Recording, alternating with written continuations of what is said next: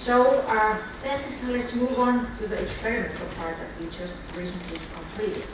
And look at what happens if we induce TBI in Alzheimer's mouse, what happens to epileptogenesis, and what happens to comorbidities. So this is our mouse. It's carrying the Swedish mutation in the APP, and in addition it has a deletion in exon 9 in the presignaling. That's part of the M6 complex. And here you can see the brain. So here are the plaques at the age of 3 months. And at the age of 3 months, right now, shown here, these animals, about 10% of the animals have seizures.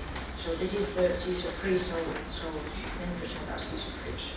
So when we move to about 4, 5, 6 months, so 50% of the animals have seizures. So basically, even without TBI. So we know that in these animals there is epileptogenesis and comorbidogenesis developing in pattern. So this is a study design, what we did. So we took these mice, we injured TBI. So what we did, we used this kind of machine. So, or actually no, we had a different one, that was what we had at that time. So here is our patient. We cut the skin, drill a hole. And then what happens is that this piston here comes out, we put it on the surface, and poof, it causes this kind of injury. So this is the control cortical impact type of injury that mimics the contusion in humans. What we had, we injured all the wild-type mice and then the Alzheimer's mice. We looked at the motor performance using neuroscore. We did Morris water maze to look at the memory. So we put the mouse to the tank and we had to find the business platform, and we measured the latency, how long it swims before it finds the platform. Then we put the electrodes to the very small contralaterally, and then we looked at the animals, the seizures in the animals.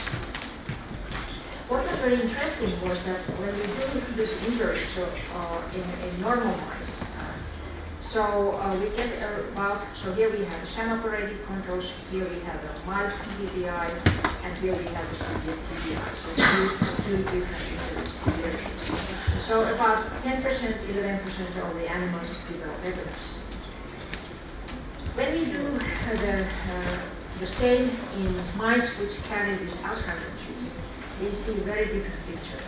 We have to remember, as I mentioned, already 50% of these animals have epilepsy because of the mutation. So this is clearly a hyperexcitable genetic background. But when we give them TBI, the percentage goes up. So after severe TBI, almost all animals have epilepsy. And this is pretty dramatic change, I can tell you, because we have tried other genetic backgrounds and the effects are much higher. So basically we have here in Alzheimer's mice both the injury effect and also the genotype effect. So we then also looked at the learning and memory. So normally when we think about how long does it take the mouse to find the platform, so as you can see when we train them on the 5th training day, they can do it in about 15 seconds. First day when we put them in the tank, they lose about 35 seconds, but they learn very fast. So 5th day, they can do it normally in about 15 seconds. There was actually no difference to the wild type TBIs because we didn't really injure hippocampus as we will hear later on today that much. When we do the same in Alzheimer's genotype, you can see that these mice, they start to spend more time in the tank before finding the platform, but it did not quite differ from controls. But when we compare them to the wild types, we can actually see the genotype effect. Then we looked at neurological deficits, so the motor performance. So what happens normally is shown here. So these are controls, and the mild TBI, so the mild TBI didn't really injure the animals that much, that was expected. What we see in trauma animals is that we see this remarkable impairment. So 20 is about normal, but this goes down to 14. But what is very important to realize is that there is this spontaneous recovery, like in humans. So these animals spontaneously recover after trauma. When we did the same in Alzheimer's mice, we actually could see the injury effect, and when we compared to the controls, actually the Alzheimer mice recovered in this test as well as the controls. So we could see the injury effect in both genotypes, but no genotype effect. So the Alzheimer genotype did not worsen the motor recovery. So then what about what happened to the molecular pathways? So here in the end, what we did, we collected the samples, the microarrays. We sampled the perilesional cortex, hippocampus, and thalamus. And basically, we looked at the genotype effect, the TBI effect, the injury effect, both in wild type and Alzheimer's genotype. We also looked at the genotype effect and their interaction. So this is what is done in these kind of studies. And of course, when we talk about the array studies, so we are kind of talking about the big elephant. We get changes in hundreds, sometimes even in thousands of genes. Of course, then when we ask the question, are the TBI-induced molecular changes activated in these carriers of Alzheimer's disease genes? So we have to think about how to do this. Because in fact, how to swallow this big elephant may be very complicated to understand, and it's also work. So that's why we decided to focus on one elephant, and that is the amyloid precursor protein processing and tau pathways. Okay, so how did we look at this? So what is possible to do based on the databases available in the cloud and also by using the data mining, we generated a gene list of 133 genes which represented amyloid-J and tau pathways. And they are listed here. You can't see it, but basically what they represent, there is amyloid beta production, aggregation, clearance, there is tau phosphorylation pathways, mitochondrial dysfunction, oxidative stress, which we have here, and then also the transcription regulation. So those 133 genes perform these kind of jobs. Then when we look at the expression of these genes, and I will focus my talk very much on the perilesional cortex because most of the changes happen there. So when we look at the injury effect, so let's first focus on wild types. When we look at the difference between animals with injury or no injury, we could see most of the regulated genes were upregulated, one downregulated. When we did the same in the Alzheimer background, we would see approximately a similar list. And then when we looked at the interactions, only 3 genes came up. And one of those was NOS1, that is actually involved, it's a bad guy, it's involved in oxidative stress and free radical formation. We looked at it a bit more. We looked also the PCR, but this is from the array expression data, but this was confirmed with the PCR. So we could see that these levels were remarkably increased only in animals that have TBI and Alzheimer's genotype. When we then looked at the relationship to seizure frequency, we found that higher the NOS expression, higher the seizure frequency. Here we of course have to remember that these animals have also this genetic interaction on top of the TBI molecules. And then when we looked more carefully at the intensity in the soma and the intensity of the processes, all you can see, but there are arrows which help. We could see more expression both in soma and the processes of this gene. Perhaps actually even a more exciting finding was that when we looked at these gene lists, we found several alters that were related to amyloid beta clearance. And one of those was clustering, which was increased actually both in the wild type and Alzheimer's mice after TBI, and there was actually no genotype effect here. But this was a remarkable change, and we see it over and over again. And what was very interesting was that actually we found this very nice correlation to the neuroscore. So more impaired the animal was, more it expressed clustering. However, our interpretation is that because the animal was more impaired, the lesion was bigger. So actually that triggered the expression of this clearance protein that actually is a good guy that tries to clean up the amyloidogenic products from the brain. And actually what was very interesting was that we could see changes also in other clearance proteins listed here. This relates to the piece of data that I showed you from the human brain, where actually they could see less amyloid plaques around the trauma lesion or amyloid binding. And when we looked at the A-beta plaques in the lesion area, even though the animal numbers were relatively low, we could see reduced amyloid load. So what we did, we segmented the lesion area. Actually, in this case, we have just rostral to the lesion, and we counted the plaques in each region.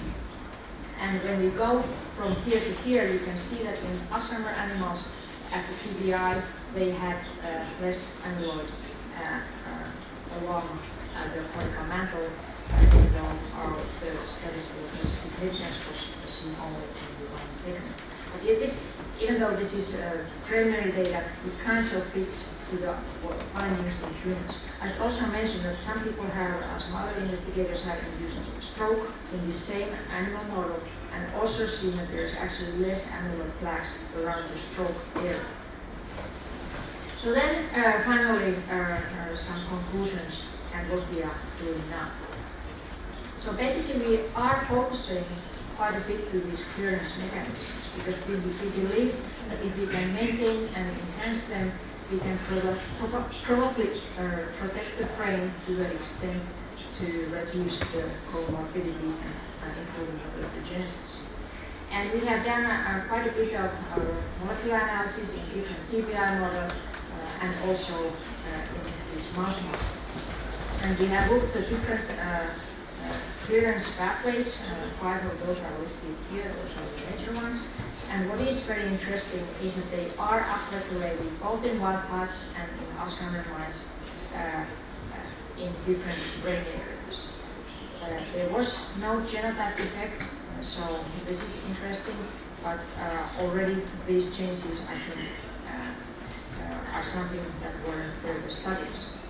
The way how we are doing is that now we are actually working with the gene list and identifying all those genes which actually relate to the clearance and what are the pathways. This is one approach. This is the gene enrichment analysis.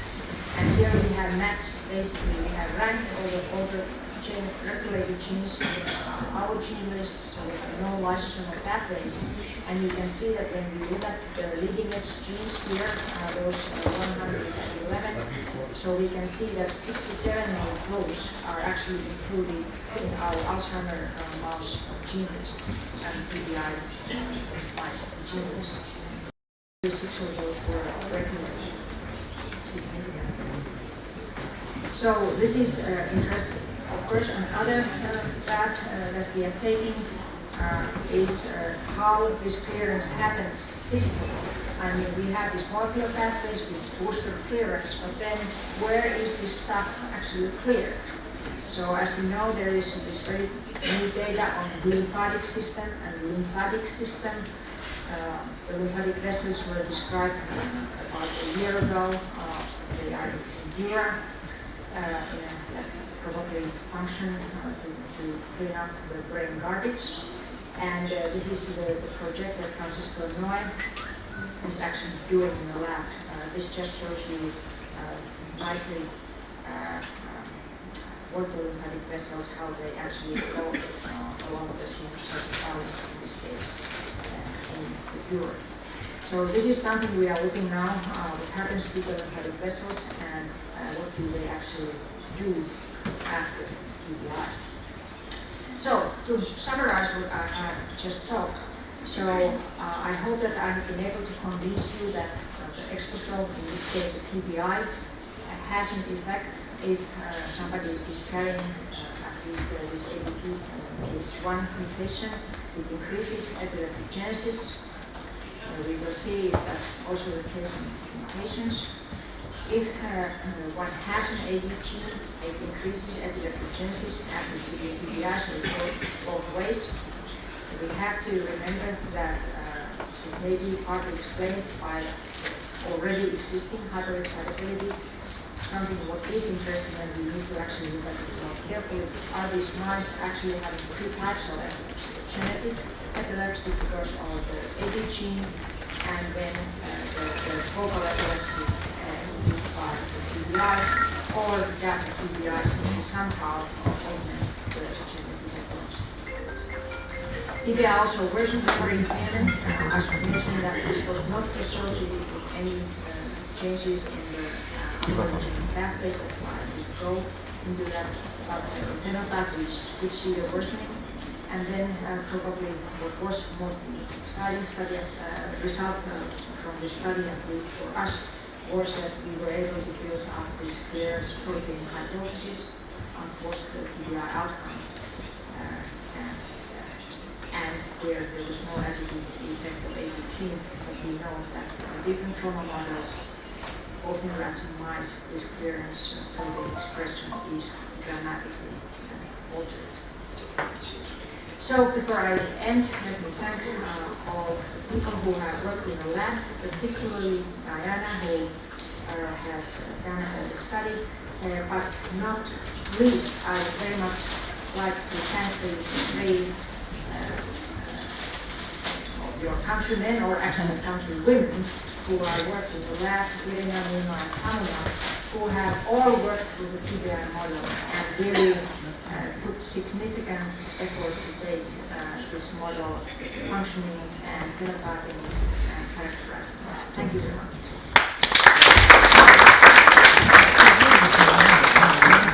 Thank you for amazing presentation. And it is clear for me that you have remained faithful to your recently proclaimed motto of inspiring slogan: hard work but not mission impossible. It's great.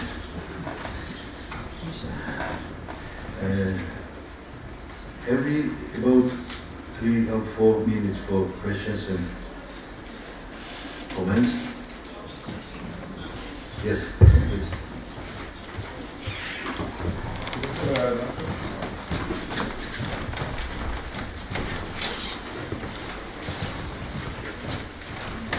Thank you very much for listening to the presentation. I was just wondering about one thing. Those mice that develop epilepsy on top of the TBI, and then they are taken for water for memory. So I was wondering if the timing of the spontaneous seizures somehow would affect the outcome of the memory tests in the water phase. Is there any way of controlling that? Yes, we tried to, we actually, what we did in this study, because we had done similar studies before. So, of course, because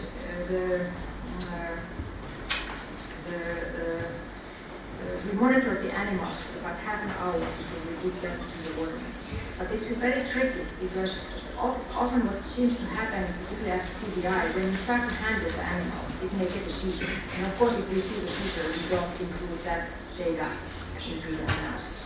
So it is actually not only tricky with the Alzheimer's mice themselves, but also when we add the TBI on top of that, because it can be related seizures for us. But that is a factor, very important factor. Other questions, please? Did you investigate depression? No. No, we haven't. We actually have set up the, if you want to believe that the depression tests, which are believed to measure depression in animals, if they really test depression, we have just set them up recently for rats, so we don't even have the mouse depression tests. So we have to take the issue. More questions, please? Yes? When you were speaking about the protein clearance, did you mean the peptides, these tracks, which are extracellularly, or?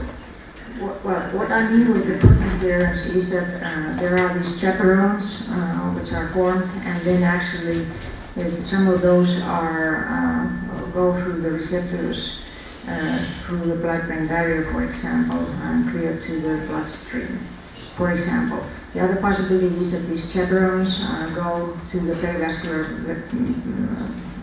area and to the lymphatic system. And now, as I mentioned, we are working if they actually go also to the lymph vessels, which actually go to the deep lymph nodes in the neck. Okay, Yes?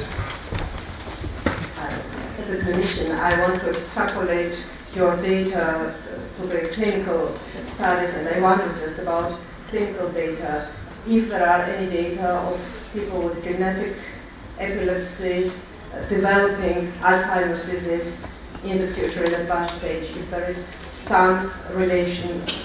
You have mice genetically predisposed to Alzheimer's disease, both to Alzheimer's disease and epilepsy, and you mentioned that maybe those mice can have both after trauma, genetic epilepsy and plus focal.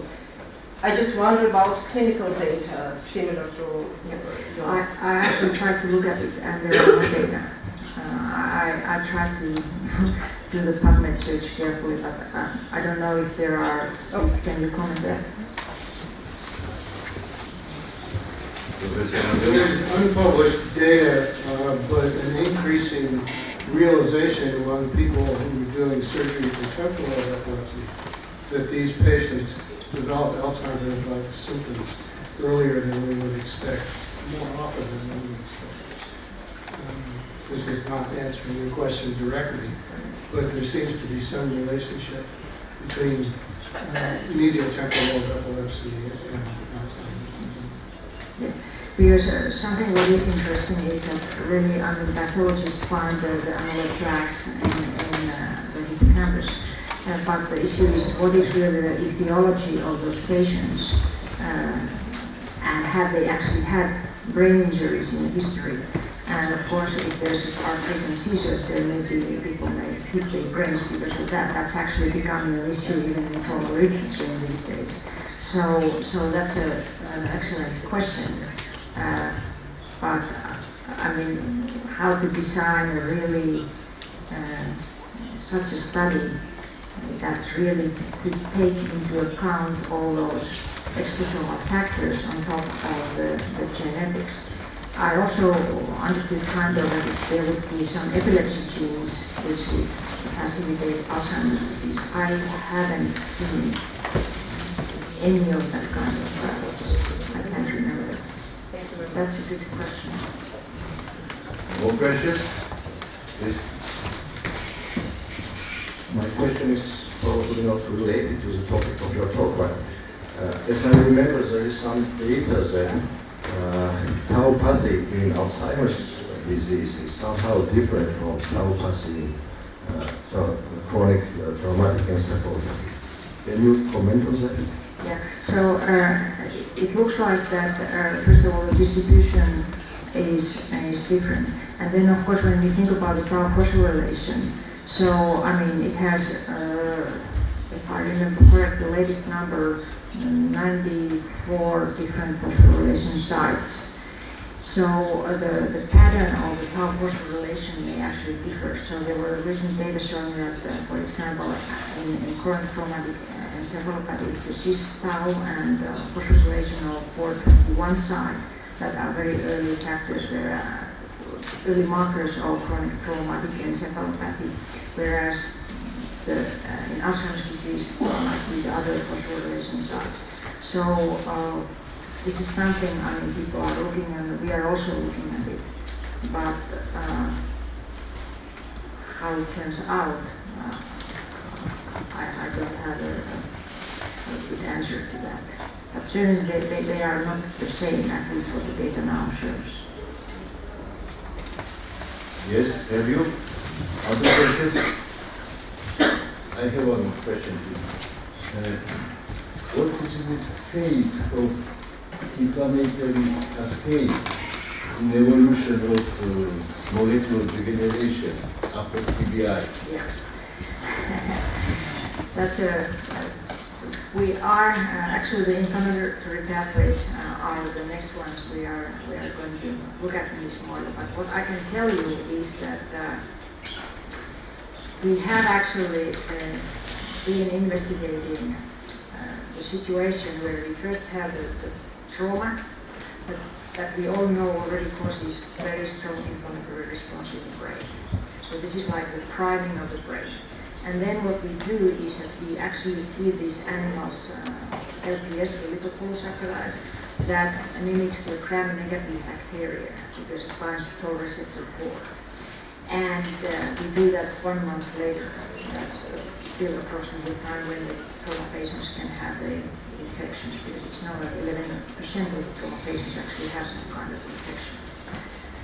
So what we know is that actually worsens the brain pathology, it worsens the motor outcome and cognitive outcome, and actually also anxiety outcome. Depression will be, I think, too much impact, but it also increases disease susceptibility. So post-TBI infections are not good for at least in animal brains. There are data from stroke patients, I know, in TBI patients less, but some epidemiological data suggest that also in humans that might be the case. What are exactly the molecular pathways to treat is another issue, but at least there is a change, worsening of the chemical. Can you answer me how long time coexists inflammation, I mean aseptic inflammation with evolution of this degenerative? Yes, that's a tricky question because it depends on the area we look at. So there is data in humans, even though some people have recently challenged that, like thalamic neuroinflammation might continue for up to, I think the longest follow-up was 17 years in a TED study with TED markers that came out in Amazon Neurology a couple of years ago. In rat we know that there's very active inflammatory response in the cortex, but in the thalamus again it becomes later. For example, in these models we see the first 2 weeks, 3 weeks, the cortex, the primary impact site is very inflamed, but then later on actually the thalamic inflammation comes up, and that typically peaks around 1 month, 2 months after the injury. And the reason why that might be that it's partly relates to the axonal degeneration. Thank you. Thank you very much.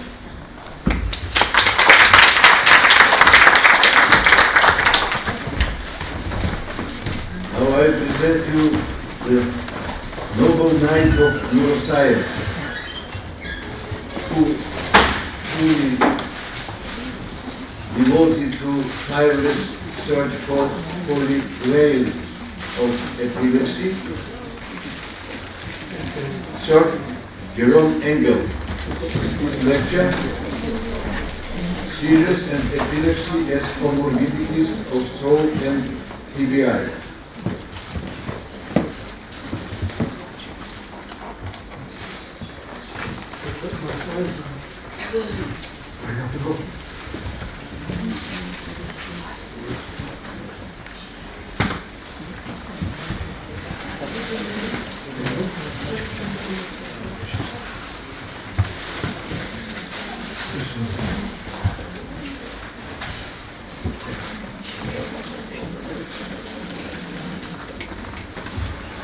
Thank you.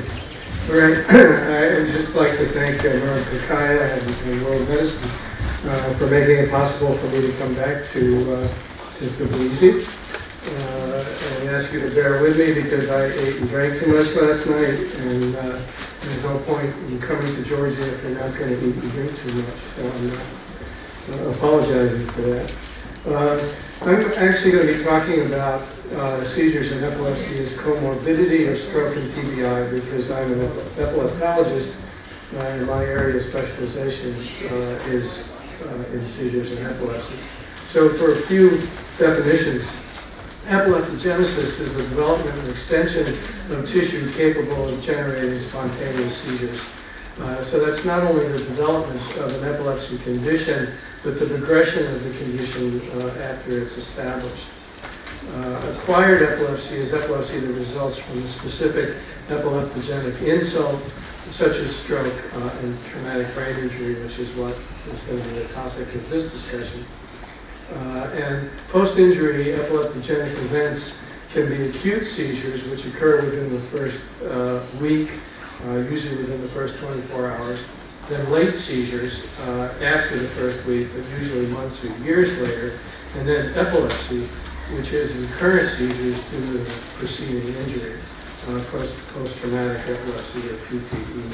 So you can have a single late seizure and not necessarily have epilepsy unless you have more seizures.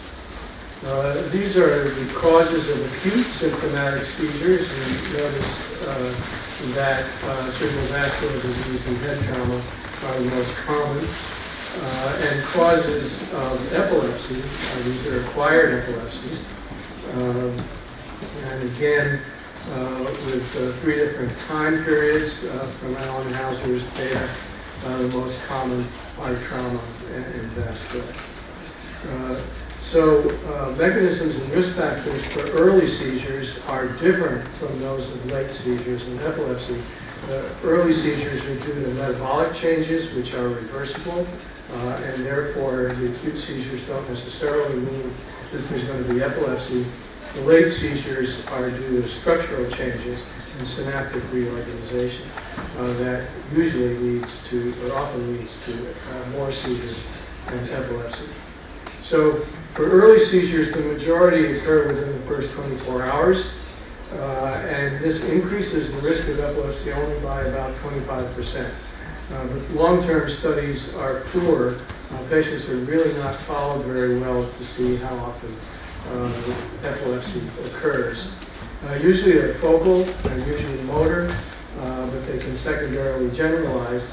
But one of the issues is that in intensive care units now that are doing continuous EEG, it turns out that patients are having much more frequent early seizures than was generally recognized, and that the patients aren't aware of that. So about 25% of patients in the ICU have unrecognized seizures, and about half have interictal epileptiform spikes on their EEG. So the epileptogenic abnormalities immediately after traumatic brain injury or stroke are probably more common than we realize. An interesting aspect of late seizures is that only about 50% of them recur. So that when a patient has a late seizure, only half the time does this mean that they're going to develop epilepsy. But if they have a second seizure, then there's a 73% chance that they'll recur and have epilepsy. With stroke, hemorrhagic stroke is most likely to produce seizures. These are early seizures, 11%.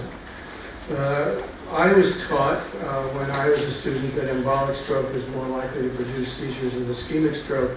This turns out to be controversial, and the data is not clear. About 8% of these patients will develop early seizures. And the risk factors include the cortical location and the extent of the lesion. The overall rate of post-stroke epilepsy is 2 to 4%. In TBI, post-traumatic epilepsy occurs in around 15% of patients after moderate to severe TBI, and risk factors include intraparenchymal hemorrhage, skull fracture, penetrating injury, and amnesia greater than 24 hours. The incidence of epilepsy is increasing because of increasing longevity of the population. So about 33% of epilepsy in the elderly is due to stroke. Differential diagnosis includes liver shaking due to TIA, hemichorea, and hemivolismus, basal artery occlusion with posturing, stroke with unilateral increased limb tone, and psychogenic episodes. So just to go into some of the basic mechanisms of epilepsy, this is the EEG spike and wave. And the spike is associated at the intracellular level with paroxysmal depolarization shift,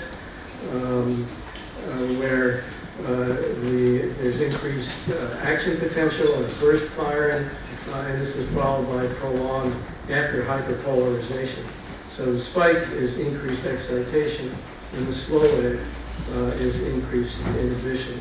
So what you have here is with the EEG spike and wave, if you're recording outside an experimental epileptic focus, this is penicillin, for instance, on the cortex of the cat, the cells will fire normally, and then during the spike they'll burst, and afterwards they will stop firing altogether. And if you're inside the cell, you see that there's this prolonged depolarization during which the cell fires as fast as it can, and then there's an after hyperpolarization. So the depolarization can be due to either increased input or increased reaction, probably both of the postsynaptic cell.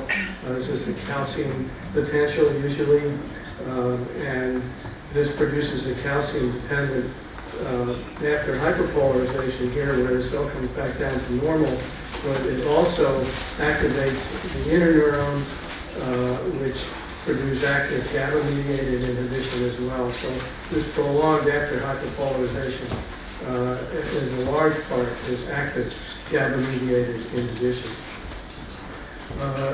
When you record in the intracellular level in this experimental focus, you see that the after hyperpolarization gradually disappears at the beginning of the seizure, producing at the EEG level a buildup of activity as more and more neurons are recruited into this process. So this is called a recruiting rhythm. This just shows you a recruiting rhythm in a generalized tonic-clonic seizure induced by electroshock, where the patient's paralyzed so you don't get a lot of muscle artifact.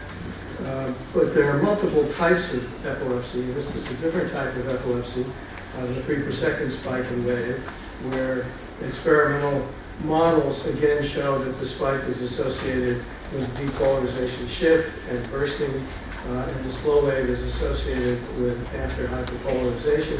And notice for this type of seizure, there's more inhibition than there is excitation. This just shows you 3 per second spike and wave in a patient with absence epilepsy. When you look at hippocampal epilepsy, you can see that some seizures begin with a recruiting rhythm, but most seizures begin with a hypersynchronous discharge that looks the same as absence epilepsy. This just shows you a seizure in the hippocampus, which consists entirely of hypersynchronous discharges during this time the patient has an aura. It doesn't go on to produce any further symptoms. But more commonly, what you see is the hypersynchronous discharge then transforms into low voltage fast. At that point, propagates to the other side, and you get what used to be called a complex partial seizure. Now it's a focal dyscognitive seizure with impairment of consciousness. This is work done by Tom Babb many years ago, recording unit activity in the hippocampus in patients who are being evaluated for surgery. And what you see on the EEG here is a spike and wave, and if you look at single units with microelectrodes, you see that during the spike, there's a burst of action potentials. During the slow wave, they stop, and then there's a rebound. And you see this over and over again, showing that in hippocampal sclerosis, the pattern is the radial spike pattern is exactly the same as in penicillin cat. But this rebound is important because if you have an input that is synchronized to this frequency, so the first input causes an inhibition, and then the second input excites during this rebound, you're going to get a much higher reaction and activate many more cells. So this is the basis of a hypersynchronous type of ictal onset that you see that's characteristic of the hippocampus. So inhibition is very important. for the hypersynchronization that characterizes epilepsy. Another feature when you have trauma or any injury, and again this is hippocampus because most of the work has been done with canic acid experimentally in epileptogenesis in rats and mice. Here you have the dentate gyrus cells that send moss fibers into the hilus. And you have cells that come back and activate the intermolecular layer, which are the proximal dendrites of these granule cells. And you have cell loss in the injury or whatever. You lose the input here, and what happens is that the cells then send out messages saying, I need to be stimulated, and that causes their own axon actually to sprout and come back into this intermolecular layer, causing monosynaptic excitation, which was believed to contribute to the development of epilepsy. We now know that not all of this sprouting ends back on the granule cell dendrites.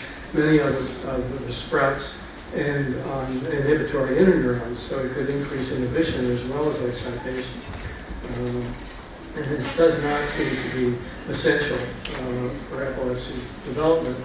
But basically, when you have injury, what we've learned from these studies, which are admittedly hippocampus and not the neocortical lesions that we usually get with stroke and TBI, is that you get cell loss and neuronal reorganization that precludes the hypersynchronization. So the normal cytoarchitecture would be actual input, here shown on the apical dendrites, and then feedback inhibition, which is also feed-forward inhibition, which I haven't shown. If you lose input, you'll have single input innervating many more neurons. Then you have cell loss here, so you have sprouting of excitatory axons, and you also have sprouting of inhibitory neurons. So this leads to increased synchronization, this leads to increased excitation, this leads to increased inhibition, and altogether it produces a predisposition to hypersynchronization and seizures. This is just some work that was done by Jack Lynn, showing that, again, in hippocampal sclerosis, patients who have classic hippocampal sclerosis who had surgery and were seizure-free, demonstrating that the seizures are actually originating in the anterior mesial-temporal lobe. This shows you cell loss in the neocortex. There's a tremendous amount of neocortical thinning as well. So there's much more involved in the development of acquired epilepsy than just the lesion itself. And we don't understand at this point how much other structures need to be involved. It's bilateral in order for seizures to manifest. But fortunately, just by removing part of it, a critical mass, you can relieve the seizures with surgery. A more recent observation, which has been very interesting to us, is the demonstration of high-frequency oscillations, which can occur on interatrial spikes or can occur independently. These are very fast, from 80 to 600 hertz. And that was the rat. This shows the same thing. The human EEG recorded with microelectrodes in hippocampus and also in neocortex. There are high-frequency oscillations normally in hippocampus that are necessary for synchronizing input and for information transfer. And normal high-frequency oscillations, which go up to about 200 hertz, are due to a summation of inhibitory postsynaptic potentials. But these pathological high-frequency oscillations, which go up to 600 hertz, seem to be synchronization of action potentials, not inhibitory postsynaptic potentials, and they're really synchronized bursting neurons being the prototype of the epileptogenic region. And an interesting aspect of this. This is all work by Anatole Bregan and initially Chuck Wilson, which shows that the areas that generate these high-frequency oscillations are not diffusely distributed throughout the tissue, but are located in small clusters of neurons, which we call pin clusters or pathologically interconnected neurons, which becomes important because Anatole and Istvan Lodi showed that when you have, let's see how this shows, it does show pretty well.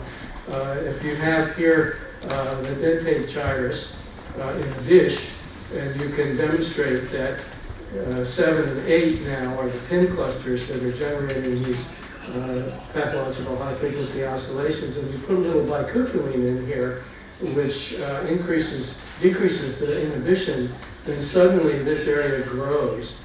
And you can see here that all the way from 6 to 12, or all the way from here to here, now are producing these high-frequency oscillations. So the hypothesis for ictogenesis, or seizure generation, is that there are changes in the inhibitory tone that cause this increase in size, coalesce, and synchronize until a critical mass is achieved and it can propagate and cause a seizure. Indirect evidence for this comes from Anatole's data, which has shown that if you look at spikes leading up to a seizure in a rat, and on these spikes are these high-frequency oscillations, they increase in amplitude and increase in duration leading up to the seizure, suggesting that the pin cluster is getting bigger. And very recently, Shannon Weiss, one of our postdocs, has looked at the same data in our patients with Rick Stava, and has shown that the same phenomenon is true leading up to a seizure. You get an increase in these high-frequency oscillations, suggesting the same thing is true in patients. In the interest of time, I'm not going to go into this in detail, but more recently, we've been looking at models of TBI leading to post-traumatic epilepsy. This is work that Eileen Reed, when she was a postdoc with us, did with Rick Stava and Anatole Bregan, showing the development of seizures, not in all patients, and not in all rats, but in about half the rats. And the more severe the injury, the more likely they are to have late seizures and more prolonged. So, talking about treatment for a minute, prophylactic treatment to prevent late epilepsy doesn't work. Treatment to prevent early seizures is not sufficiently effective to justify it in every patient. Treatments indicated if the early seizures occur, or if there is a high risk and seizures would compromise recovery, such as causing dehiscence of the wound. Treatment's not indicated either after a single late seizure, because I told you only about half the time will seizures recur. But if there are 2 late seizures, then the patient is going to likely develop epilepsy, and treatment is indicated. Treatment is the same as you would for other types of epilepsy, of acquired epilepsy. Anti-seizure drugs don't prevent epilepsy. So several potential anti-epileptogenic compounds have been demonstrated in the animal laboratory, but testing them in humans in clinical trials is not possible without biomarkers, and clinical trials are not economically feasible because of the small percent of injured people who develop epilepsy and the fact that it takes them years to develop epilepsy. You need huge numbers of patients, and you need to follow them for prolonged periods of time. So this has become a real problem in the development of anti-seizure treatments for patients, which is one of the holy grails of epilepsy research. So what we need in order to realize this is biomarkers. Biomarkers are dynamic changes that indicate the presence of an epileptogenic process. with a sufficiently high degree of reliability to warrant intervention. So you can have biomarkers of epileptogenesis indicating that the patient is at high risk of developing epilepsy after an insult, and then biomarkers of epileptogenicity or ictogenesis demonstrating the patient actually has epilepsy and is going to have more seizures. So some of the target mechanisms based on our understanding of mechanisms are cell loss, example, axonal sprouting, synaptic reorganization, altered neuronal function, neurogenesis, glial functional changes, inflammational changes, angiogenesis, altered excitability and synchrony, and maybe the work that Aslo talked about, the genetic work, is going to lead to more targets. And we have some potential biomarkers now, like hippocampal changes on the MRI, interictal spike features, maybe fMRI, EEG fMRI is going to give us more information. Pathological high-frequency oscillations are, I think, the best biomarkers we have currently, but the problem with them is that you can only record them from electrodes directly into the brain, and you're not going to be doing that too often in large numbers of patients unless you're considering surgery. Transcranial magnetic stimulation demonstrates changes in excitability. This is being looked at. Harry Chagani has a series of papers on alpha-methyltryptophan PET suggesting that, for instance, in tuberous sclerosis, the tubers that pick up AMT are the tubers that are producing the seizures. Really, ideally, if we had gene expression profiles, that would be great. Again, this is work of Anatole's with the canic acid model, showing that if you look at the EEG of rats after canic acid injection, you'll see that some of them, but not all of them, will develop these high-frequency oscillations, and the ones that develop them will go on to develop epilepsy, and the ones that don't develop them will not develop epilepsy. And the earlier they develop the high-frequency oscillations, the earlier they develop seizures. So it looks like these are biomarkers not only of epilepsy, but biomarkers of epileptogenesis. I think a recent interesting finding is the work that Anatole and Eileen have done in our TBI model, showing that the same phenomenon is present in TBI, where the high-frequency oscillations indicate which rats are going to develop epilepsy. But the fact that with electrodes that are put in the bone, you can see these repeated spikes with very characteristic pattern that reflect repeated high-frequency oscillations with the microelectrodes. So it's possible that this might be a non-invasive biomarker, a non-invasive way to look at which animals or which patients are generating these pathological high-frequency oscillations. This just shows you the EEG pattern, and each one of these is a burst of high-frequency oscillations. Just to quickly look at the biomarkers, here you have the seizure threshold. So as the patient has an insult, the threshold goes down until seizures occur with precipitating factors. Most of the time we don't know what they are, but there are epileptogenic abnormalities down here, some of which are present initially and eventually disappear, others of which continue throughout the patient's life that cause the patient to have seizures. So we have biomarkers here, and we could detect these abnormalities. We could tell which ones are going to develop epilepsy. And here it just shows you a progressive condition where, again, biomarkers might be able to tell you which patients have aggressive conditions. Here is a patient in remission where the threshold, because of an intervention, a drug treatment, for instance, has reduced the risk of epilepsy so that seizures are not occurring, but the epileptogenic abnormality still persists. And this is very different from cure, where you see the same thing, but the epileptogenic abnormality is now gone. At this point, the patient's cured. And there's no way of telling this from this.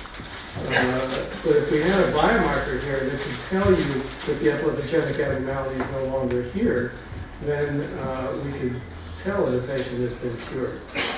And here, ideally, if we had a biomarker, when you have an intervention and you've actually prevented epilepsy, to tell you that epilepsy doesn't exist here, this would be a tremendous advance. So biomarkers for clinical trials of anti-epileptogenic agents would enrich the subject population. If we could say, here's a group of patients with this biomarker that are going to develop epilepsy, so we have a small population instead of a huge population. Biomarkers of ictogenesis would allow us to determine prevention before seizures occur. So we don't need to follow patients for 2, 3, 10 years. Biomarkers might stage the epileptogenic process because maybe there are windows of opportunity where certain treatments work and other treatments don't. And then biomarkers could permit the development of rapid throughput screening models to identify anti-epileptogenic compounds. So biomarkers would help with drug discovery in the animal laboratory. So in conclusion, TBI and stroke are the most common causes of acute seizures and acquired epilepsy. Acute seizures reflect different mechanisms from late epilepsy. Only 25% of patients with acute seizures develop epilepsy. Epilepsy occurs in 15% after moderate to severe TBI. Risk factors include intraparenchymal hemorrhage, skull fracture, penetrating injury, and amnesia greater than 24 hours. That's wrong. This is also not epilepsy, but acute seizures occur at 11% after hemorrhagic stroke and 8% after ischemic stroke, but only about 25% of these will develop epilepsy. And 33% of epilepsy in the elderly is due to stroke. Short-term treatment is appropriate for acute seizures. Treatment is usually not recommended for a single late seizure, but is after a second late seizure. There are no treatments to prevent epilepsy after TBI or stroke, and clinical trials of potential anti-epileptic agents would require biomarkers. Thank you. Who's your question, please? Please. Yeah, thank you for a very informative and fascinating presentation. I was wondering about, it was a small part where you presented the kinase data, where, was it kinase or no? Yes, it was bicalculated. No, which data? In the slides, the bicalculated, sorry. No, the hippocampal epilepsy data was hippocampal kinase. Yes, and then in the slice. Oh, and the slice was bicalculated. But these are animals that had intrahippocampal kinase and had epilepsy. Right. And so they had these pin clusters that were already spontaneously generating high frequency oscillations. But in the slice, you really have to stimulate to produce them. I didn't mention that. But they're always in the same place. They don't move around. So their pin clusters are always in the same place. And if you give a little bit of bicalculating to reduce the inhibitory tone, they increase in their extent.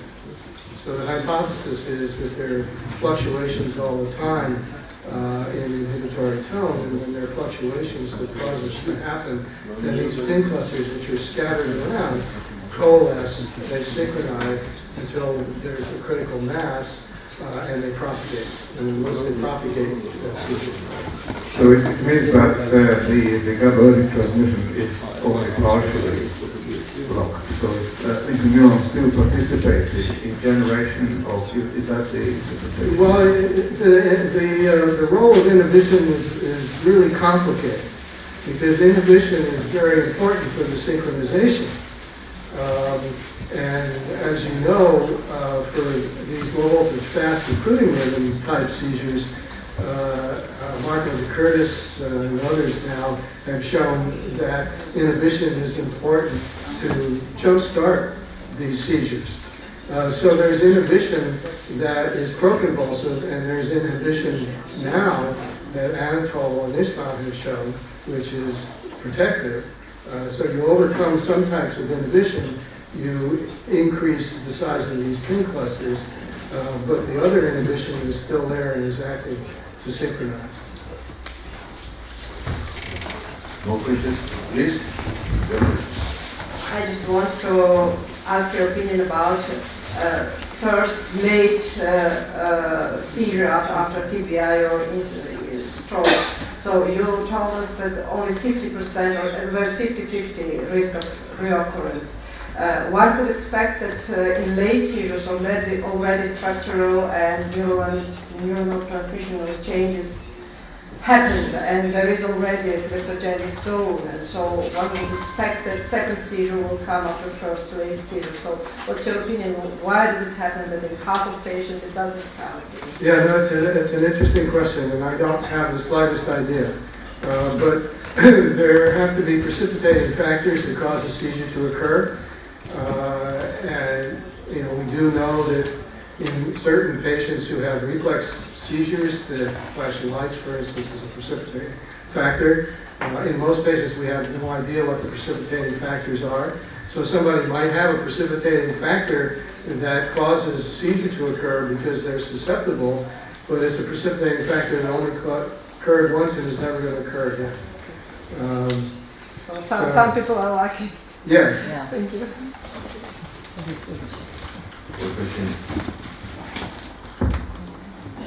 Back to the question of Merav about where you see high frequency oscillations.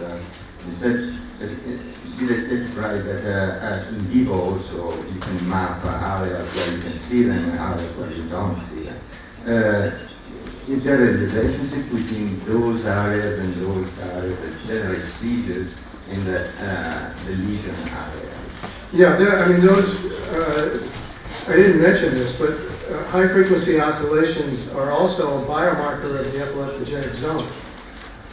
So they're being used, for instance, to localize the epileptogenic region for surgery. I think within the next year or so, there are going to be a number of studies that are going to show that these are very accurate for localizing what the area needs to be resected in order to render the patient seizure free.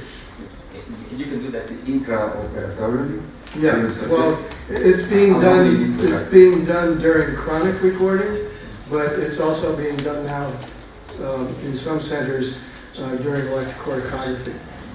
And it would be wonderful if we could spare patients prolonged inpatient monitoring and just at the time of surgery be able to map this out and do the surgery. We're not there yet, but there are a number of centers, including ours, that are working on this. That could be useful also for tumor, right? Getting tumoral foci, don't you think? Well, intraoperative corticography is being used for that, but I don't know whether high-frequency oscillations are used for that. Any other questions? My question. We have broad arsenal of anti-epileptic drugs, but we have no anti-epileptogenic drugs. Is there perspective, is there future for producing such drugs? I don't mean stem cells. Yeah, well, we have a number of potential anti-epileptogenic drugs based on animal studies. The problem is that there's no way right now to do a clinical trial to prove that they work in patients, because in order to do that, you'd have to have large numbers of, say, TBI patients, because only 15% of them are going to develop epilepsy. And you'd have to continue the trial for a couple of years or more, because most of the seizures don't occur until late. So it's cost prohibitive to do that kind of study unless we have a biomarker that can demonstrate a population of patients that have very high risk for developing seizures. And a biomarker that can tell us within a relatively short time whether the epileptogenic process is there or whether it's been stopped. Thank you. No other questions? Thank you, Professor. Okay, ladies and gentlemen, I think we can start our next session. And let me also thank organizers and participants for this amazing workshop, amazing day here in Tbilisi. And let me introduce our next speaker, Professor Michele Simonato, mRNAs in comorbid in the history.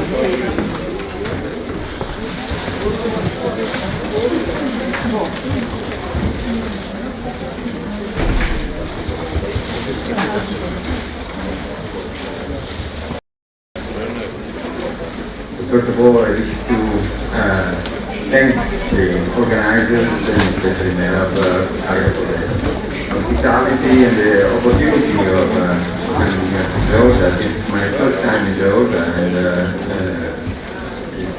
it's been a really nice experience in spite of the bad weather. So I'm looking forward for a couple of nice days tomorrow and the day after tomorrow.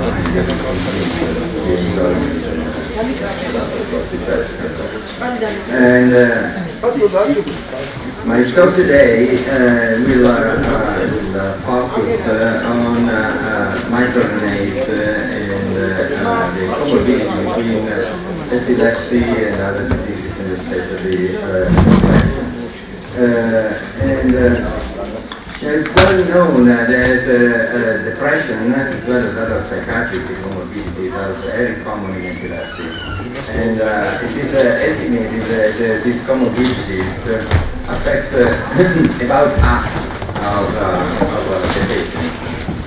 In turn, it is also been more recently recognized that depression and other primary psychiatric disorders patients with this with depression and psychiatric disorders are at increased risk of developing epilepsy. So it's emerging as a sort of bilateral kind of interaction, and the relationship seems to be complex.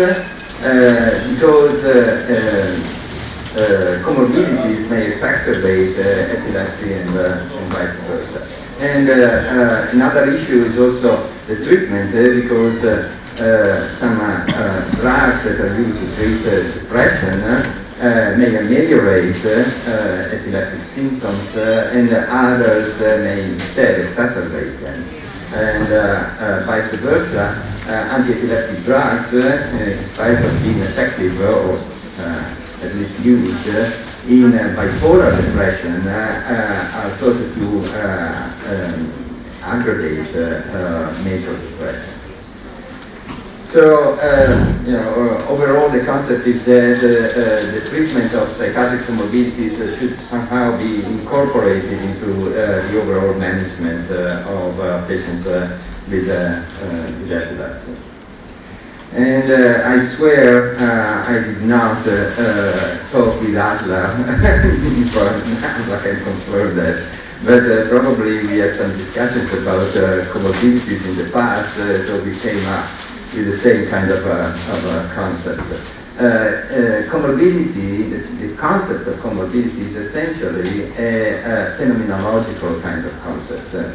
It's based on the occurrence of symptoms of the disease together with another disease. So this definition is probably insufficient, and if different diseases occur together, it's very likely that they share some mechanisms.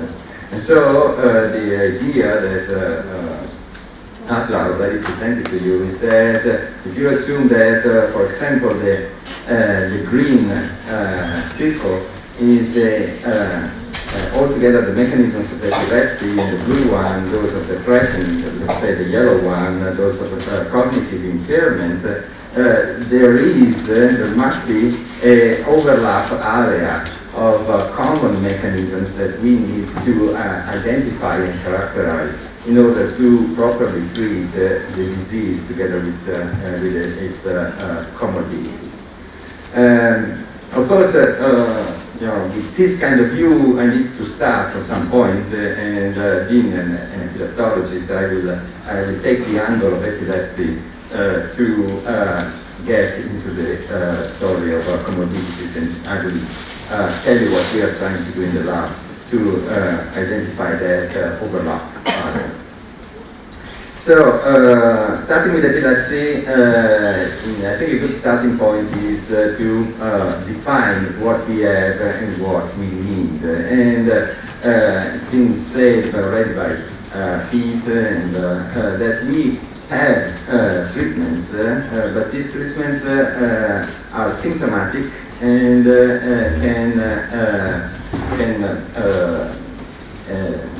prevent seizures in about 2/3 of the patients, but we still have many patients that continue to have seizures in spite of an optimal pharmacological therapy. So we need new drugs, first of all with improved tolerability, that can treat therapy resistant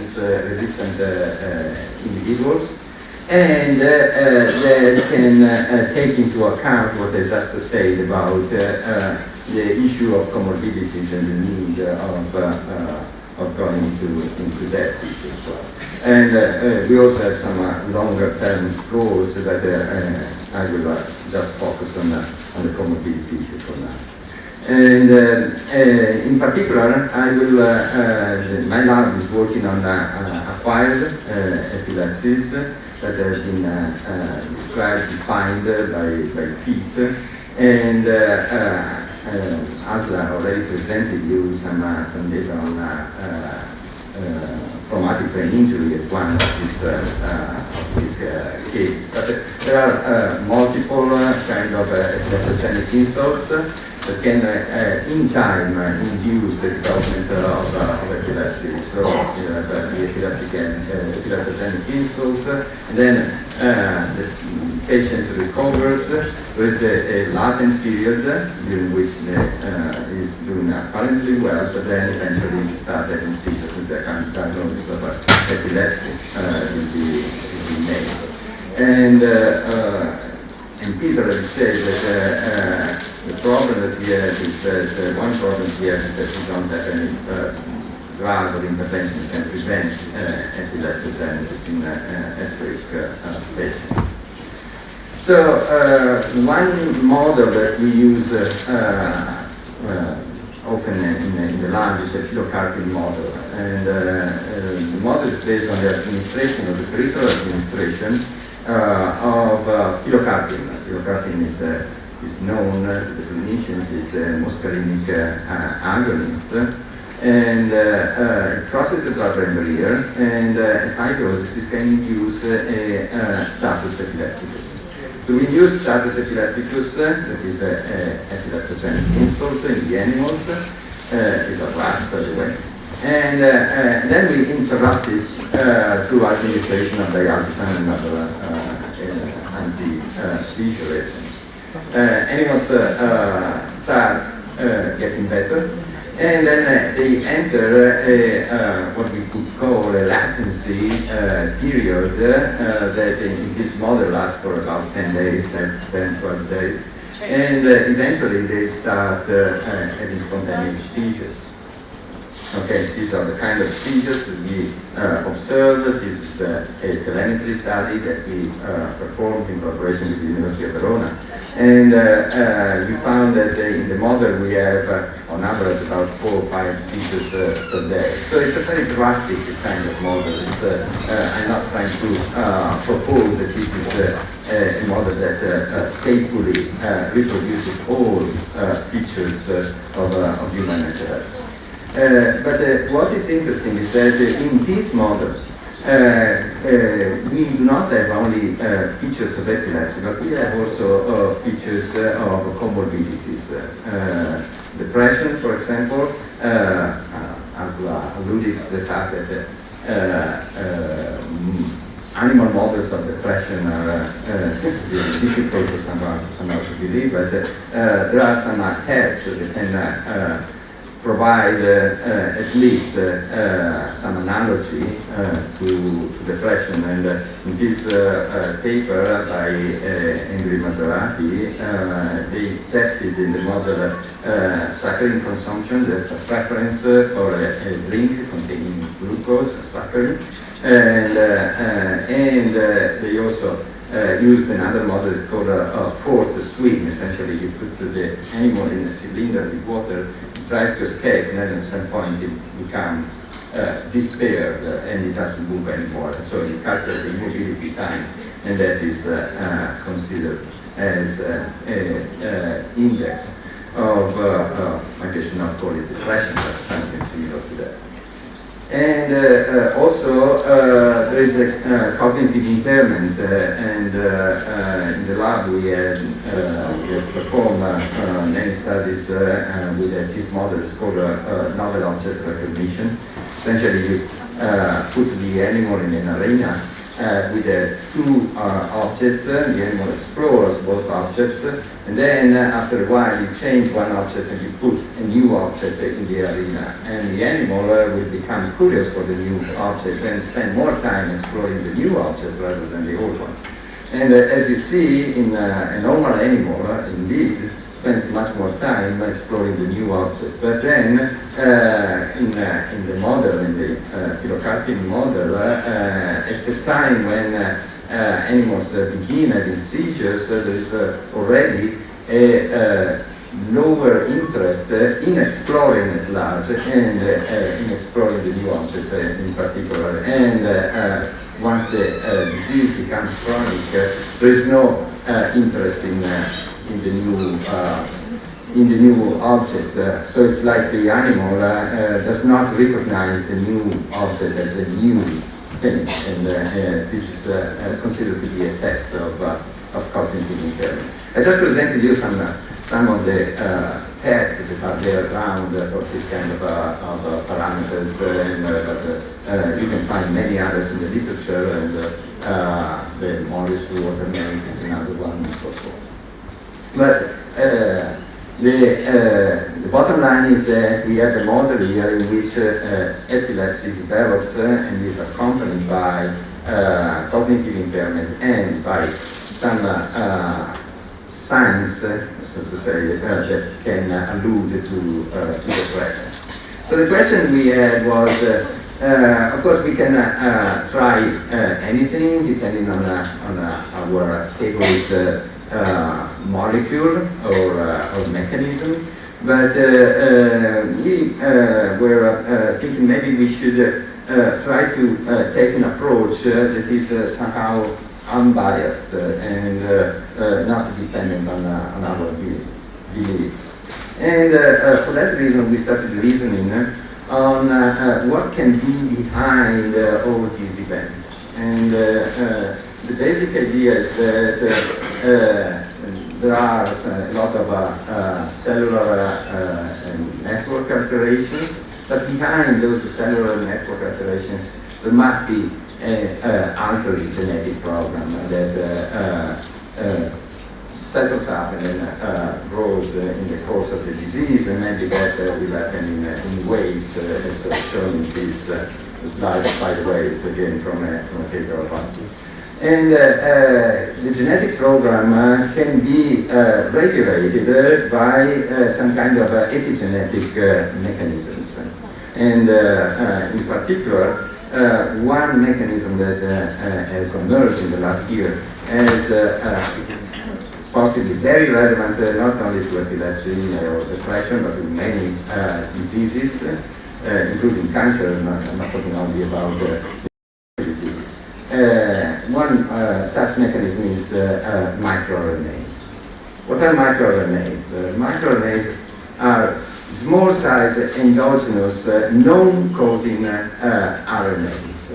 And this showed that they are about 22 nucleotides in length. These short RNAs have the function of regulating the expression of target messenger RNAs. Each single microRNA can regulate the expression of a few hundred target messenger RNA. And this happens at post-transcriptional level, meaning that the gene expresses, transcribes the messenger RNA gets into the cytosol, and then at that level the interaction with microRNA can occur. I want to emphasize this because you probably know that more than 95% of our genes are identical to those of other species, like other mammals. And I always remember in this sense a commercial for tires that was very popular in Italy a few years ago that says that power is nothing without control. So mechanisms of control seem to be key for making a genome human rather than any other. We can control much better, in much better refined manner our gene expression. This is the way microRNAs work. MicroRNAs are coded as a pre-microRNA. That is, you see, it's a hairpin kind of thing that is processed first in the nucleus by this enzyme called ROSHA that transforms a pre-microRNA, microRNA that is now ready to be exported to the cytosol. And once in the cytosol, another enzyme called dicer cuts away the hairpin, so now you have a double-stranded microRNA, and finally you have the selection of one of the two strands that gets incorporated into a complex that is called RISC, RNA inhibitory complex. And this complex, this protein complex, will lead the microRNA to the target messenger RNA and thereby modulate its expression, limit its transcription or degrade it. We have now more than 1,000 microRNAs that have been identified in humans, and it is estimated that more than 50% of those are found in the brain. Now, we thought this was very interesting in terms of what we were studying, because there is evidence from many labs that microRNAs are involved in several brain functions, including cell death, neurogenesis, synaptic plasticity, those kind of mechanisms that Pete told you are involved in epileptogenesis, and I'm talking epileptogenesis, thinking the definition that we gave. So not simply the transformation of a normal brain in a brain that can generate seizures spontaneously, but also the further progression of the story. And the other point that was of interest for us was that microRNAs may also become valuable biomarkers, because microRNAs are found in the plasma, in the serum. Sometimes they are associated with proteins, sometimes they are found in microvesicles. In plasma, they are extremely stable, and there is clear evidence that their levels are affected by disease states. And again, oncology is the most advanced in this sense. And I bet that in a matter of just a few years, there will be biomarkers for specific kind of tumors based on the identification of microRNAs in plasma of patients.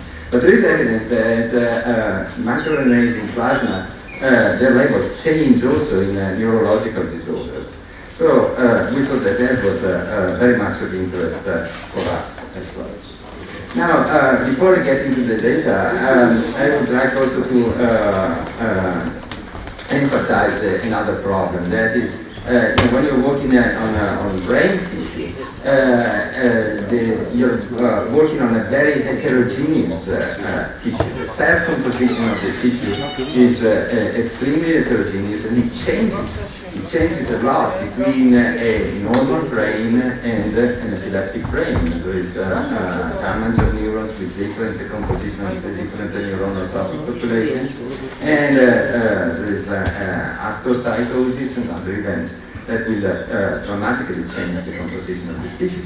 So what we wanted to do was to have a relatively homogeneous population to study in order to avoid the possibility that changes of microRNA levels in one cell group that maybe dies during epilepsy and depression or neurogenesis associated with epilepsy and depression may affect the results. So we decided to focus on the dentate gyrus, the granule cells of the dentate gyrus. There is this classical view that the granule cells of the dentate gyrus are a gate to inhibit hippocampal overexcitation. And this view has been recently rejuvenated by data that were produced using optogenetics, and I think that Merabs will present some data about optogenetics.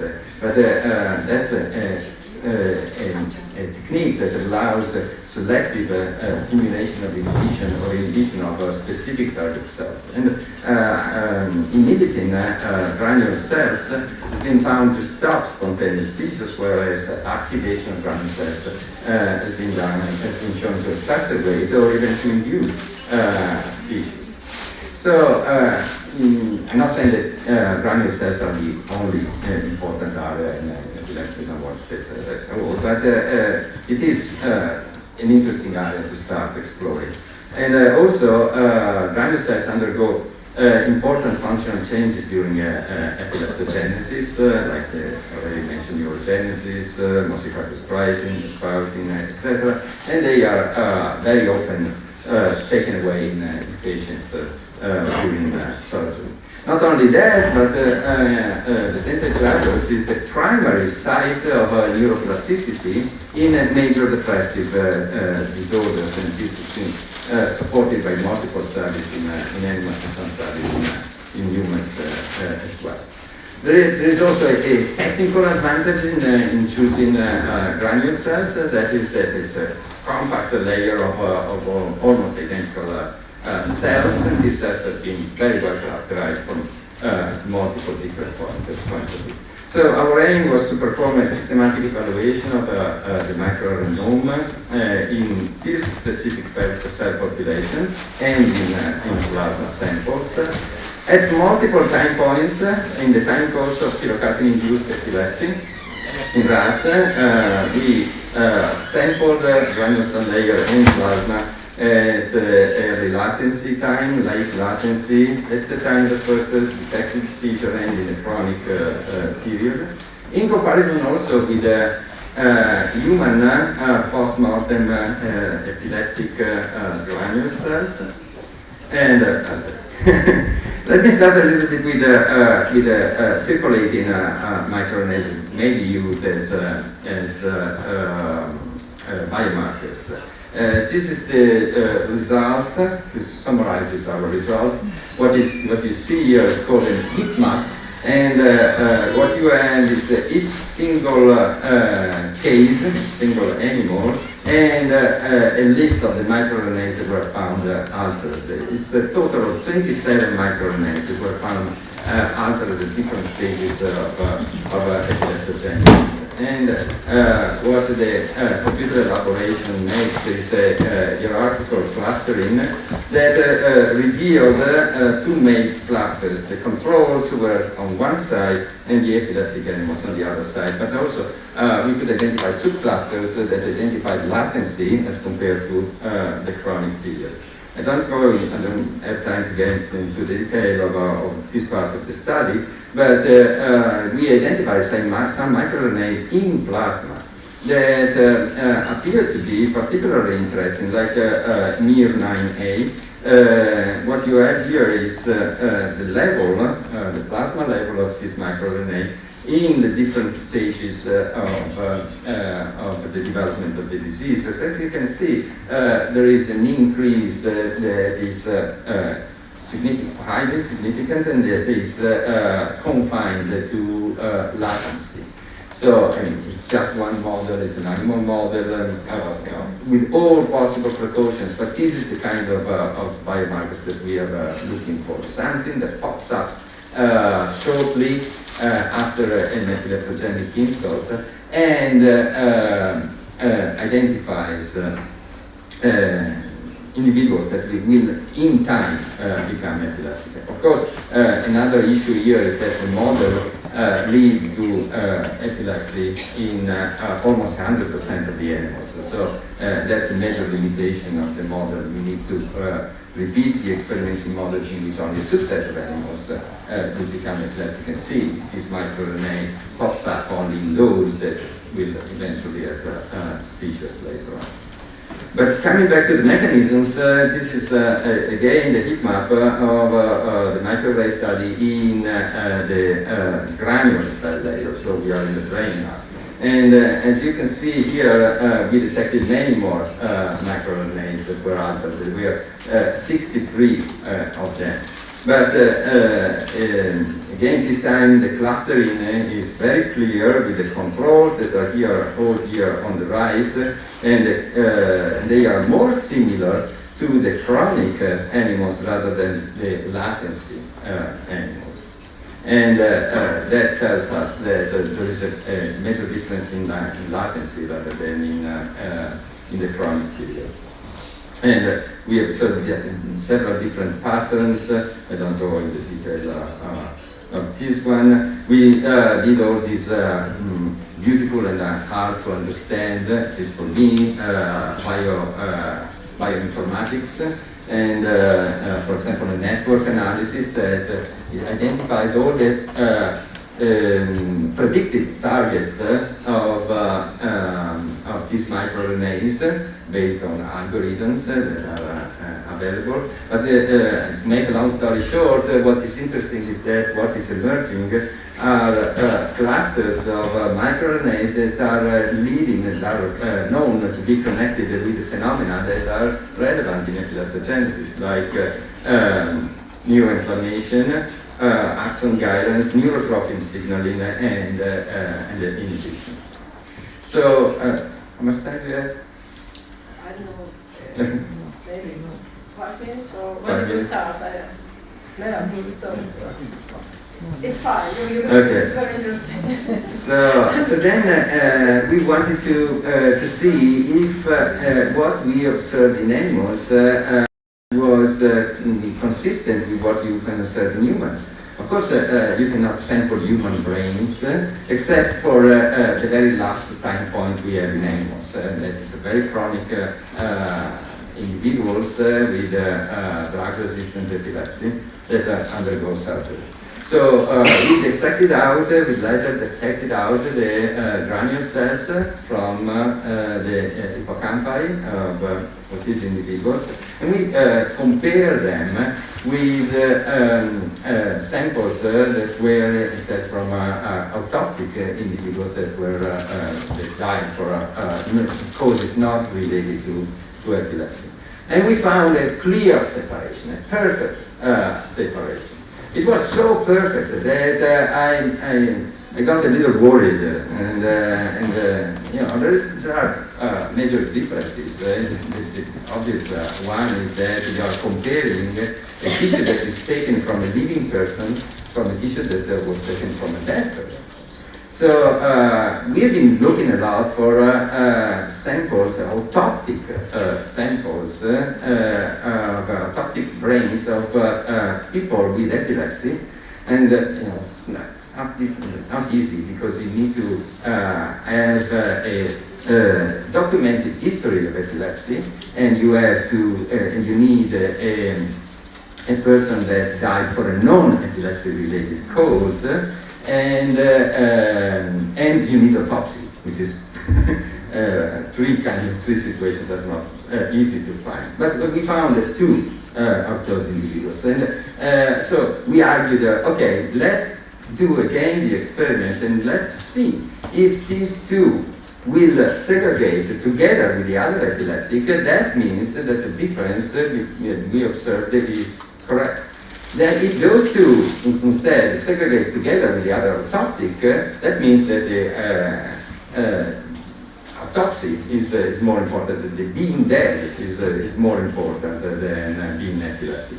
And unfortunately that was the case. So as you see here in red, those two epileptic autoptic individuals are segregated together with our controls. And for that reason, we could not get very deep into the analysis. All we could do is to restrict comparison to these two autopsy cases. And what I can tell you is that we observed that changes, some of the changes that we found in animals can be observed also in humans, but data are too limited to draw a final conclusion. In any event, analysis of plasma identified several microRNAs, and that is promising, especially microRNA 9A. And in the ground cell layer, we observed this kind of segregation. And I can tell you that the kind of microRNAs that we found in large part overlapped with those that were found by others, in particular the group of Katarzyna Lukasiewicz in Poland and the group of Ian Gorter in Amsterdam. And some of these microRNAs are also found in humans. Finally, we asked a question, and these are very preliminary data. The final question is, is this study model-specific or disease-specific? And for that reason, we pursued the idea of identifying a sort of common denominator between different models of epilepsy and ran a meta-analysis of the available data set. And I mentioned already these two other studies, the Polish and the Dutch study. There is also an ongoing study in ASLA laboratory with traumatic brain injury. And so what we are doing is just cross-analyze all these data sets and run a meta-analysis. We identified 177 microRNAs that are in common between these 4 different models, and so essentially we are running 177 meta-analyses. And of course, you are clinicians in most cases, so you know what a meta-analysis is, and to make sure, make a test of heterogeneity and blah blah. But the interesting thing is that we are getting to the point of identifying a subset of microRNAs that seem to be strictly related to neuronal functions. So my impression is that we are restricting our group of interesting microRNAs to a more limited number that may be more easy to explore experimentally.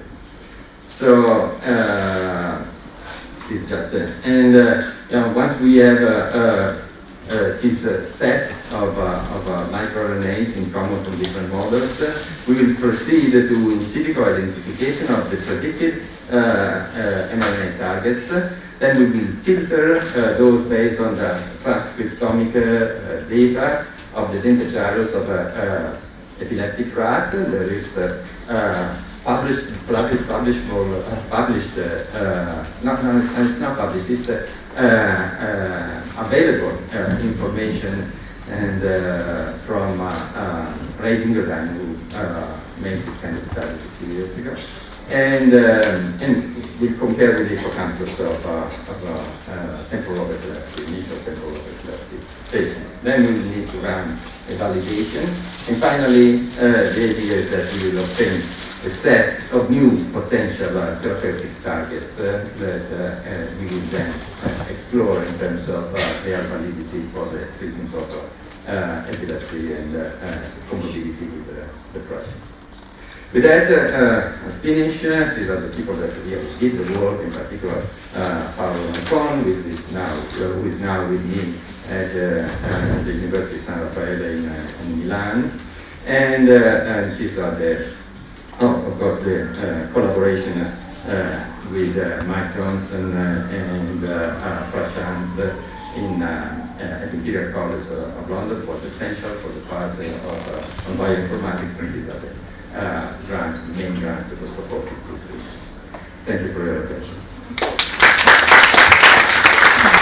Thank you very much, Professor Steinberg, for this wonderful speech. And I think for people who do not work in an experiment in basic science, it's very important that you even made understandable this for us, for clinicians, and thank you for this. Now I think we have time for a couple of questions, and please.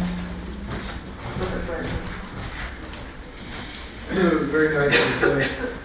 If you're interested in granule cell specific microRNAs, why don't you look at surgical specimens that have hippocampal sclerosis versus surgical specimens that don't, where the temporal lobe and hippocampus is removed, but the epileptogenic region is outside the hippocampus. Well, what we have done, and it's already published, is a comparison between it's all surgical material, but we divided individuals with granule cell pathology versus no granule cell pathology. So like granule cell dispersion or delamination or those kind of things. And we identified some, I think it was 12 microRNAs that are differentially expressed between those two.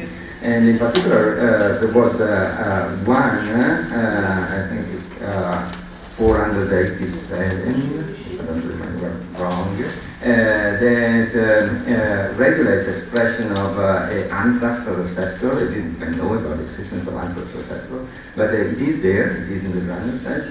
It is counter-regulated, so whereas 487 is upregulated, the anthrax receptor is downregulated in the granule cells of patients with granule cell dispersion. And the interesting thing is that this anthrax receptor is implicated in cell migration. So it makes sense for that. But yeah, of course, that is another option. Make comparisons within epileptic patients in order to use these kind of strategies to ameliorate our prognostic strategies. I think it would be more interesting than the autopsy. Yeah. More questions? As I have understood from your presentation, you have used the whole plasma, yes? Not some fraction or something like that. No, that was plasma. That was plasma. That was plasma. Okay. And from the first series of experiments, what if I was just looking, the identified microRNAs were upregulated. Do you have downregulated microRNAs or not? In plasma? Yes. In plasma, yes, we do have some downregulated microRNAs. There are not many. They are mostly upregulated, those that we observe. I think you have an excellent question there, because it's still unclear to me why you should have something that is downregulated in plasma. But that's an observation. Yeah. And one more question. According to your opinion, what are the sources of elevated or downregulated broken cells from what are? That is another excellent question, and probably we need to know more about the biology of these microRNAs in plasma. There is this fascinating hypothesis that it is a mechanism of long-distance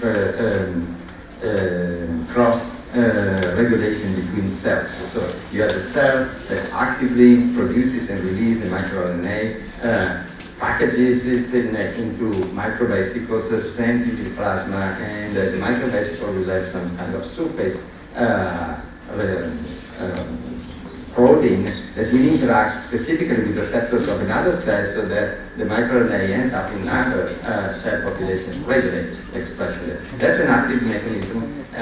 It's extremely fascinating to me, but the scientific evidence to support it is still in its infancy. There is the other hypothesis that it's just a matter of cells dying and releasing their content, including microRNAs in plasma, and I mean, both mechanisms should be in place. In the last series of your slides, when you were showing the data from human brain tissue, it was quite difficult to trace all these microRNAs, but one of them was 130B or not. In humans, just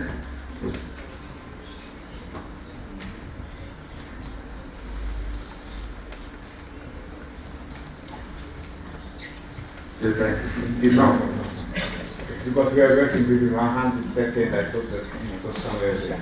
Now, what we found here is in the commonalities. This is chronic, okay? Commonalities are with 23, and 23 is implicated in apoptosis. And 146A is classic now. It's implicated in neuroinflammation, and Moriarty made a lot of work on that one. And 181C is also implicated in neuroinflammation. So, you know, these microRNAs may be involved in the regulation of phenomena that are associated with chronic. Okay, so. Thank you. Yeah. Yeah, thank you, Mr. Wonderful. It strikes me that you're dissecting with the laser the granule cell layer. I was thinking that it's a very dynamic region where you have active neurogenesis ongoing, so you have a different population of the cells, even within the granule cell layer. Some are stem-like cells, some are newborn cells, and some are old ones. So I was wondering, since you have this technique, would it be an idea to separate, for example, outer granule cell layer and one closer to the hilus to see whether that could be different, could be another level of differential regulation of microRNAs perhaps? Absolutely right, Mel. And of course, I'm not saying that we were watching a truly homogeneous population of cells. And we tried to, as you said, to cut away the killer layer, first layer of cells, in order to be more homogeneous with the mature granular cells. But that doesn't mean that we were having no new cells or developing cells. And of course, there is really a possibility of refining this observation, but you know how time-consuming this kind of experiment. Thank you very much. This was very exciting. Actually, I was thinking exactly the same as Merab. I was wondering if you have tried to look at the, as you know, in the cloud there are many databases which actually show the expression in the maturing cells. If you have tried to use some quite informatics tools to associate your findings with those data sets. My other question relates, have you actually looked at those Mirna targets in granule cells? Were they changed too? Because what we often find that we find, let's say, Mirna changes in neurons, but the targets may be actually altered in other cell types. So have you actually looked at those Mirna targets are also changed in granule cells? No, we haven't yet. But we haven't been gotten into the validation part for the reason that I said that we ended up with a very large number of potential hits. So we wanted to narrow down the possibility, and that is why we decided to run this meta-analysis in order to get something that is in common with others. And with those, then we will go to the validation step. And of course, that would be work to do. Okay, thank you. Yes, please. Okay. I have very one last question. You discussed this microRNAs in comorbid epilepsy and depression models. I don't know, maybe it's stupid, but would it make any sense to look at microRNAs in isolated models of isolated epilepsy without depression and depression without epilepsy, and just look how much specific they are? I already mentioned the limitation of this model, that is 100% of the animals become epileptic and 100% of the animals become depressed. And that you're absolutely right, and the next step would be to, if you want to validate the overlap, you need to see also those things that do not overlap. Thank you very much again. Okay. And now my honor is to introduce only speaker representing Georgia here. Merab represents Sweden, Professor Marina Janelice. Dementia and depression in aging population.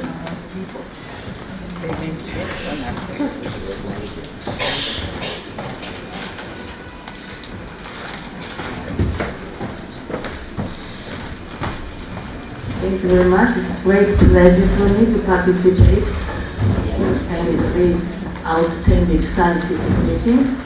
But I'll try to come back to our everyday clinical practice and overview briefly problem of dementia.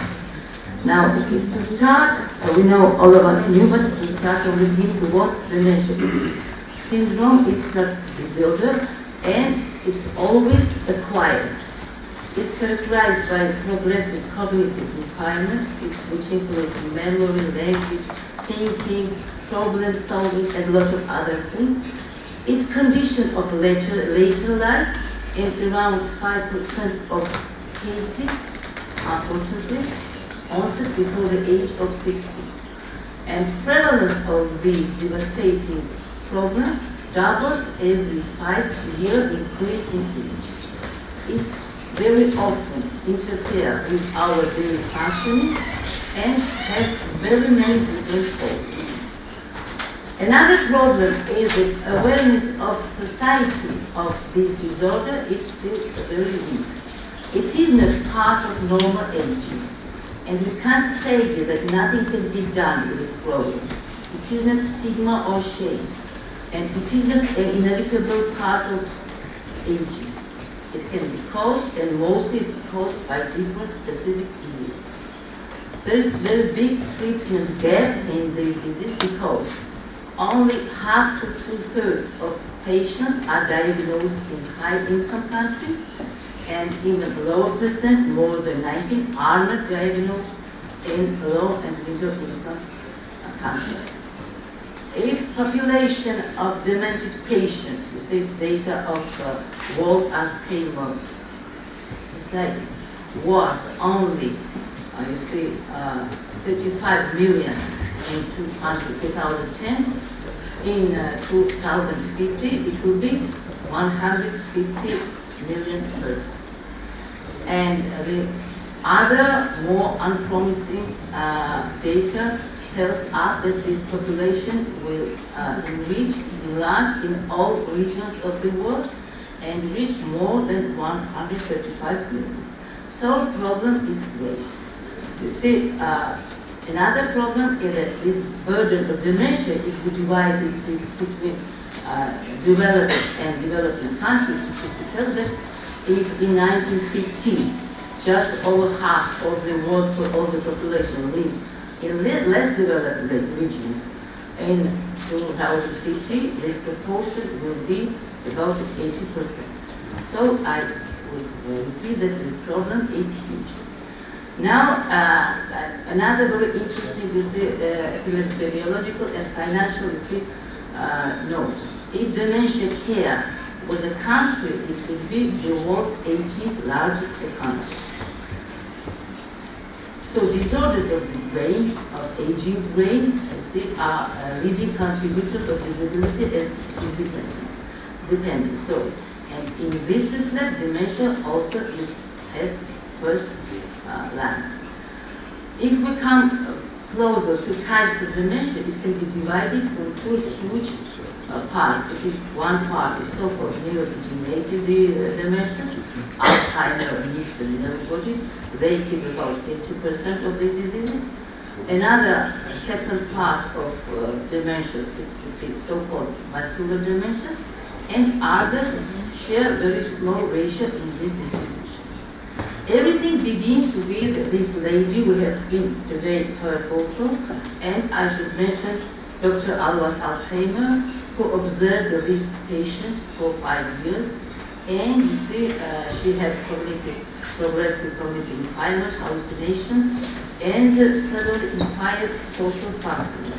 Dr. Alzheimer revealed, you see, senile plaques in her brain, and very soon in 1910, Evelyn Krekelin, he understood in those periods the importance of the disease and put this case in his textbook, very famous textbook, and since then, the name of Alzheimer's disease is well known all over the world.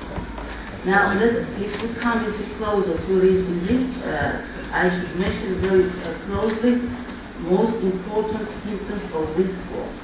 The most important symptom of this dementia is the patient's inability to remember recent events. And as the disorder develops, a wide range of other symptoms appear. It includes disorientation, mood swings, confusion, and more serious memory loss.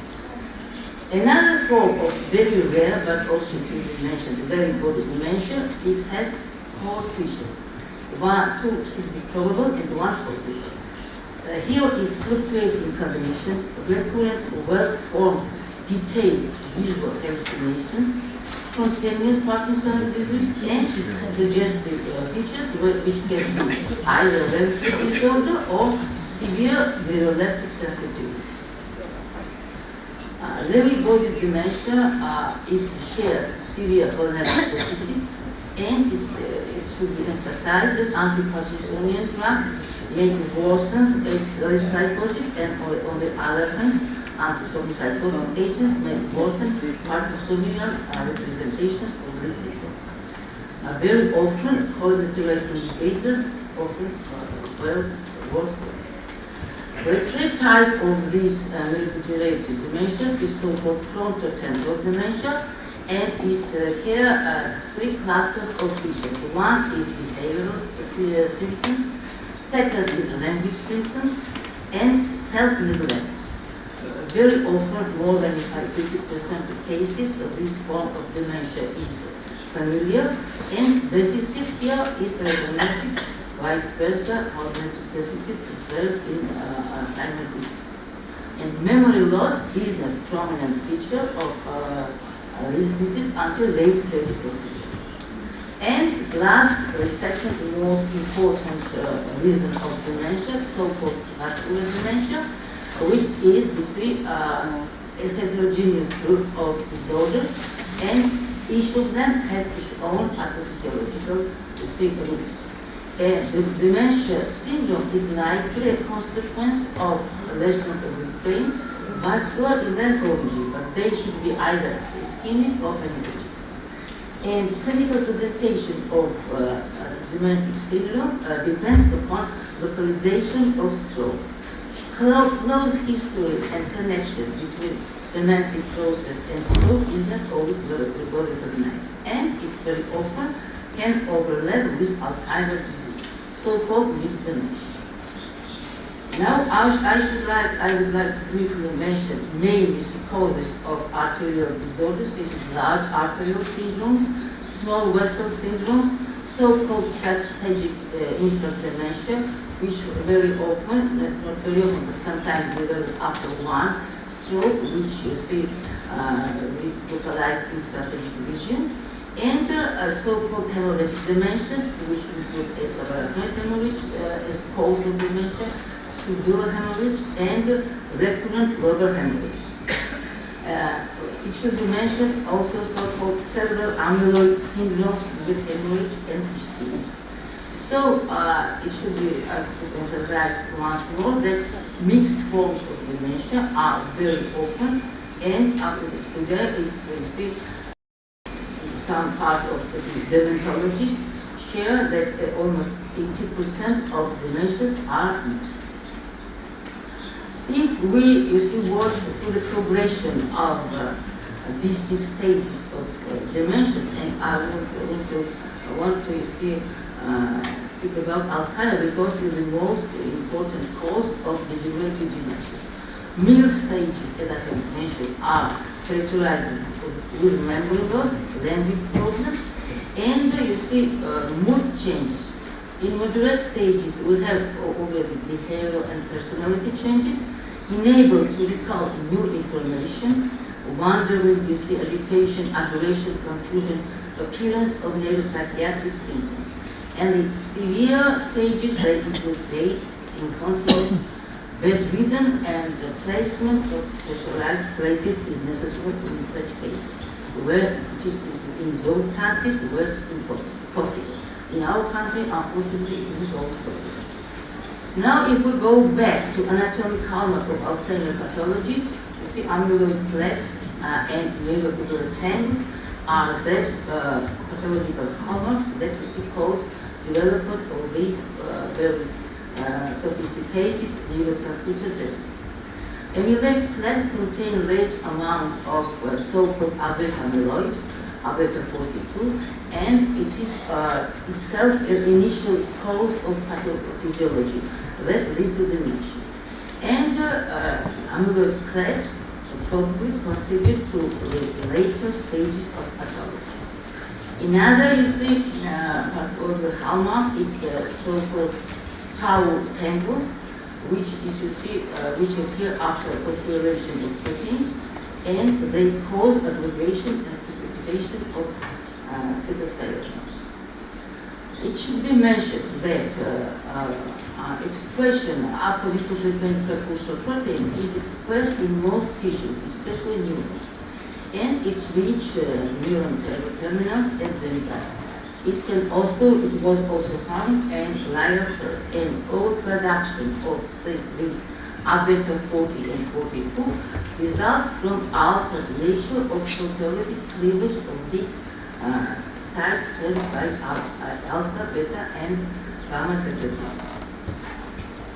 All these sophisticated processes led to formulation of so-called amyloid hyphosphate deposit, which include different steps of this very sophisticated metabolic and biochemical turnover.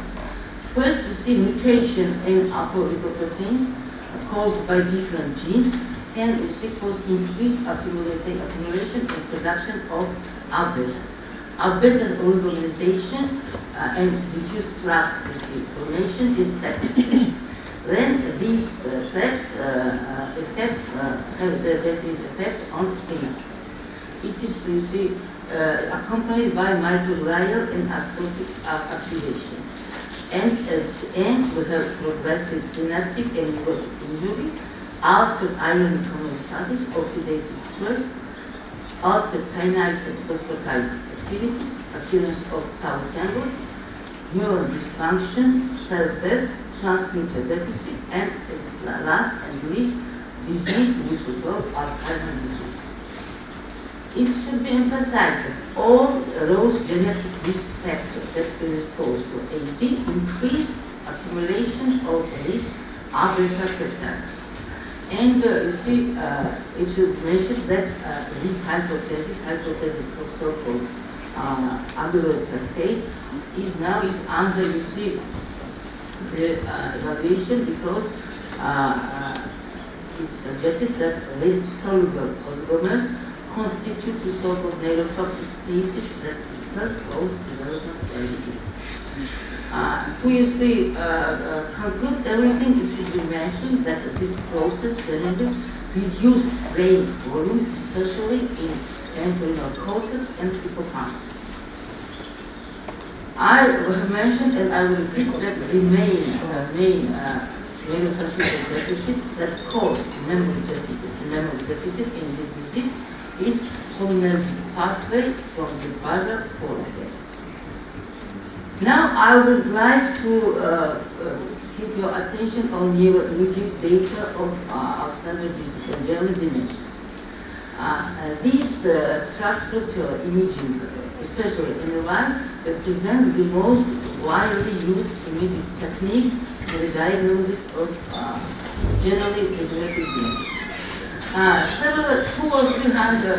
Two or three decades ago, using of this neuroimaging technique was necessary for excluding so-called treatable causes of dementia. But today, they can help clinicians and neuroscientists to differentiate between very different degenerative forms of dementia. Because it's well known today that the degenerative process introduced at the beginning focal cognitive dysfunction. And this corresponds to circumscribed initial distribution of pathology. And localized cognition dysfunction, which is first sign of disease, is very often accompanied by localized changes in MR data. The temporal medial lobes, primary, hippocampus, and medial cortex, are typically the first location that demonstrates atrophy and the most severe regions that are affected and the illness progresses in the cases of Alzheimer's disease. Here you see a slide you can show is demonstrates volumetric reduction in medial and inferior temporal lobes, posterior cingulate, anterior cingulate, and temporal parietal association cortex, relatively to subjects with progressive and non-progressive memory impairments. It should be mentioned that clinical representation of Alzheimer's disease differ at the beginning of the disease, and atrophy can reflect clinical variants of this disease.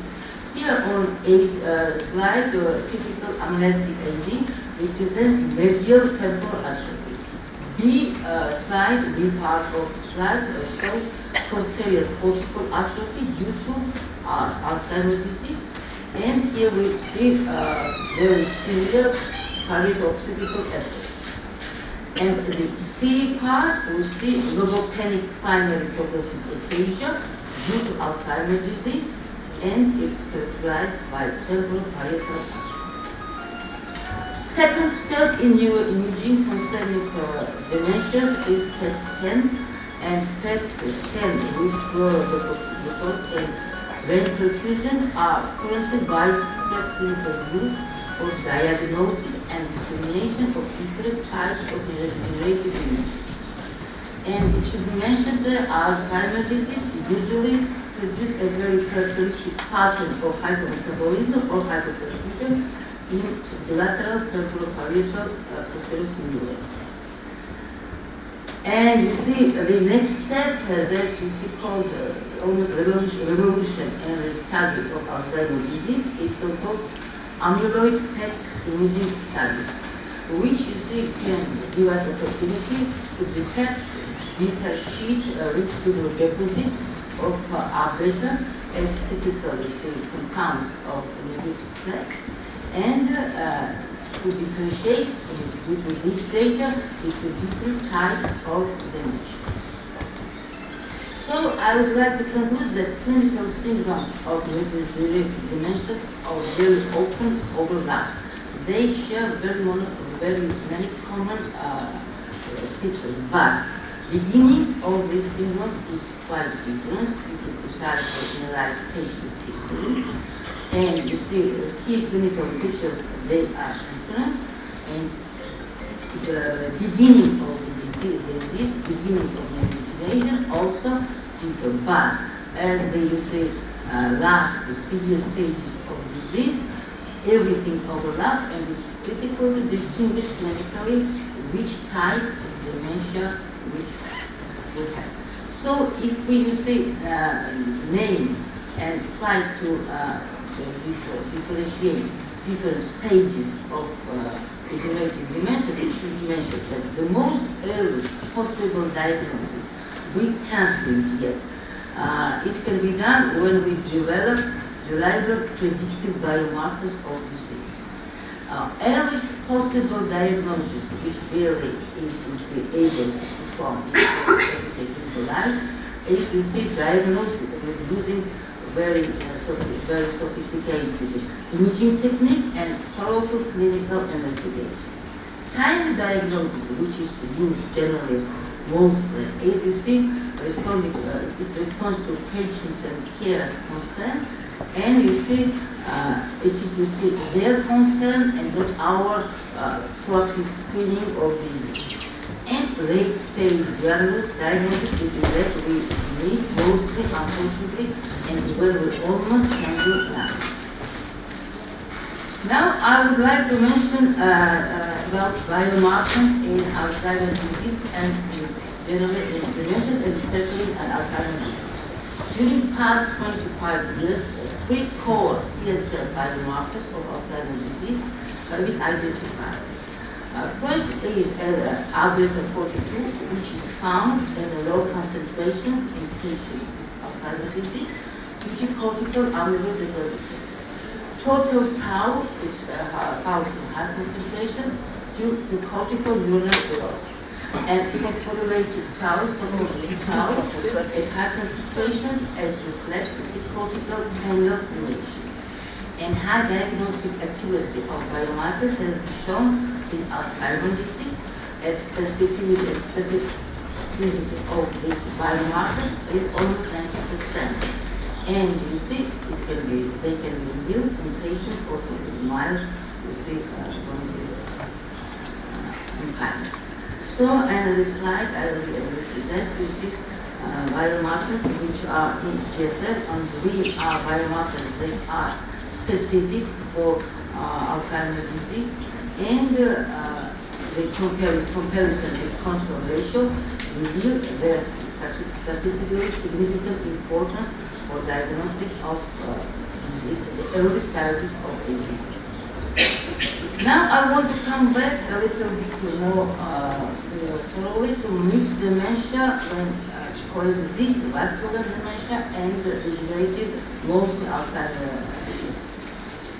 The prevalence of this mixed dementia is largely underestimated. Problematic clinical settings rise when dementia conflicts with our current understanding of disease. Insidious onset or slow progression in vascular dementia patients. Or in cases where difficulties assessed with less extensive lesions and in fact lesions are small, and we can't imagine that it is cause of the mental process. The medical community are starting to view individuals with dementias, not as separate entities, but rather part of the dementia continuum. This is based on the fact that the differentiation between AD and vascular dementia is almost very often difficult due to large overlap between these processes that are received as risk factors for both of them as clinical symptomatology.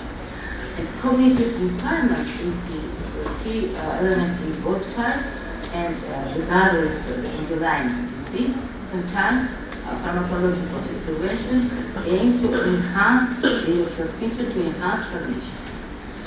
So, concept of dementia due to this late onset dementia,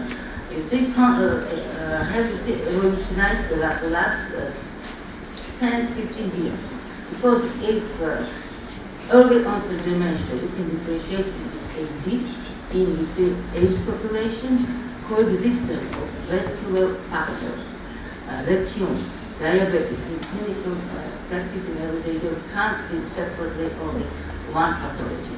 Almost always in aging patients, different pathologies coexist. And in this case, it should be mentioned that if in early onset dementia, this amyloid cascade is the main cause of dementive process, beginning of disease in late age, that means 65 and more. It means that something can coexist. And this rise to the so-called dynamic polygon hypothesis when cognitive impairment is influenced by different processes. But still, this demented patient and non-demented is not sufficient to differentiate between those population who is not yet demented but have some cognitive problems. And you see the term of so-called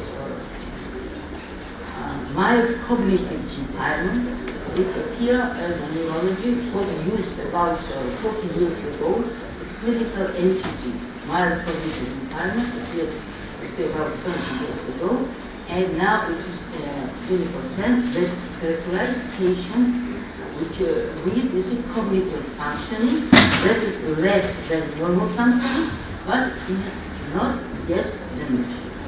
And this concept emerged and it's in progress because very big portion of the population is not yet demented, and we have to use some definition of their cognitive state. This mild cognitive impairment can be due either to neurodegeneration or to vascular process, or to depression, overuse of difficult medical drugs, comorbidities, and a lot of different causes. Today, mild cognitive impairment itself is divided into different parts to use this term as a predictive factor of developing different types of dementia. Cognitive complaints are neurological, MCR. We can divide it on amnestic MCR and non-amnestic MCR. Amnestic MCR itself can be divided into single domain only memory, amnestic domain, MCR with several other domains, and these can develop either to Alzheimer's disease or to vascular depression, dementia, or maybe to depression. And second part, non-amnestic MCR, where memory complaints are not primary complaint medications, and the non-amnestic itself can be single domain and multiple domain, and in this case, we can predict development either of Alzheimer's disease, maybe, but rarely, frontotemporal dementia, dementia of the Lewy bodies, and maybe vascular cognitive impairment. Now I would like to show the data of a spouse for the same patient, last line, MCI, he was diagnosed with MCI in the right, the left side part, and you see 12 months later, the same visual inspection on the same, you see, corner slice, which is revealed diminishing of hippocampus with increase in CSA, and clinically, in this case, you see mild cognitive impairment progressed to early stage of dementia. Another term that appeared in neurology for 10 or more, little bit more than 10 years. It is vascular cognitive impairment. You see, vascular cognitive impairment is used to refer to all forms of mild or severe cognitive impairment associated with and caused by cerebrovascular disease. And this vascular cognitive impairment itself can be divided into two domains: vascular cognitive, mild cognitive, vascular cognitive impairment with dementia or without dementia. And it plays a very important role in patients with AD pathology because, as I have mentioned, Alzheimer's disease often coexists with vascular risk factors, and these two processes are both causes of cognitive decline in patients. Now, each can be, as I have mentioned, vascular cognitive impairment can be related either to stroke, multiple cortical infarct, subcortical infarct or both, silent infarct, strategic infarct, everything that is damage our cerebral blood cells. Another person in late age is depression. I'll try to bring them together. but I would like to begin this part of my presentation with very unpleasant information that about 2% of healthy elderly persons living in community have major depression. And it isn't also a normal part of aging. And it's important to emphasize that all the patients with depression, they don't report depressed mood as the main complaint. Instead of this, they have very many less specific symptoms, such as insomnia, anorexia, fatigue. And they very often dismiss severe depression and try to explain this with life stress or normal part of it. So it is wrong. And that's why right to live depression is often under-recognized, particularly in primary care practices, general hospitals. And this is due to our, quite insufficient knowledge in late onset depression, our impossibility to differ between normal aging and complaints that are caused by depression, which is not typical in age population. I have mentioned 2% of population concerning depressive disorders, but syndromal or minor depression in older adults is associated with disability with about 25% and can progress to major depression in 2 years from starting of symptoms. This is also heterogeneous syndrome that includes patients with neurological disorders that may be relevant to depression or with because depression, I would like to speak to this audience, can be, sequence of neurological disease. This tendency of depressed older adults to report fewer affective symptoms gave rise to the conception of depression without symptoms. This variant consists of apathy, loss of interest, difficulty in sleeping, and very many somatic complaints, but not complaint on sad mood. Now I would like to keep your attention of neurological abnormalities that are seen in the life of wide matter hyperintensity in supportive of illness and photoprojections. Ischemic lesions in definite areas, especially caudal tape and left frontal fold.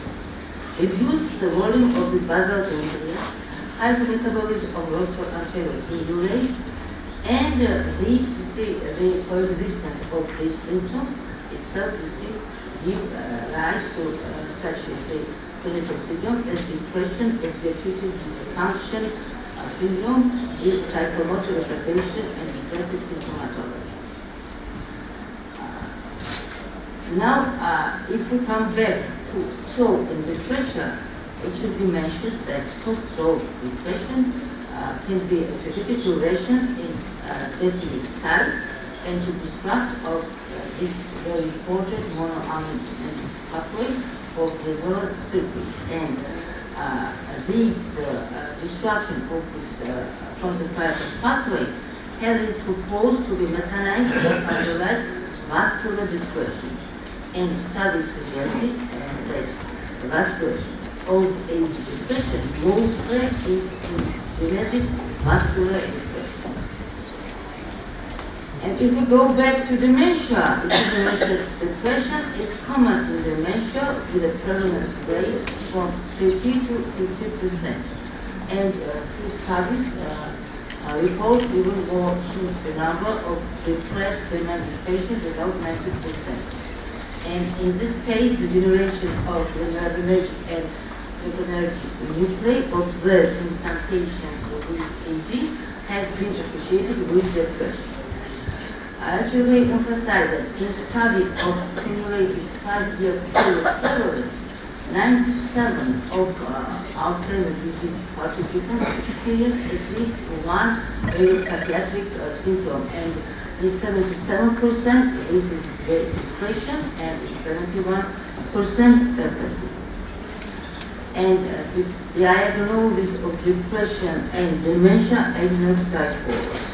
Because you see, symptoms of depression and dementia, you see, it's very often difficult to differentiate them because psychomotor slowing, emotional liability, crime spells, insomnia, weight loss, affective style, pessimism, tend to work in depression and dementia.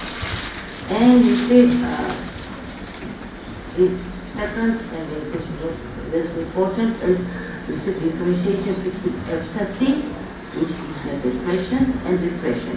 There are different scales for differentiating these two conditions, but they aren't always enough for understanding the basis of these two different processes.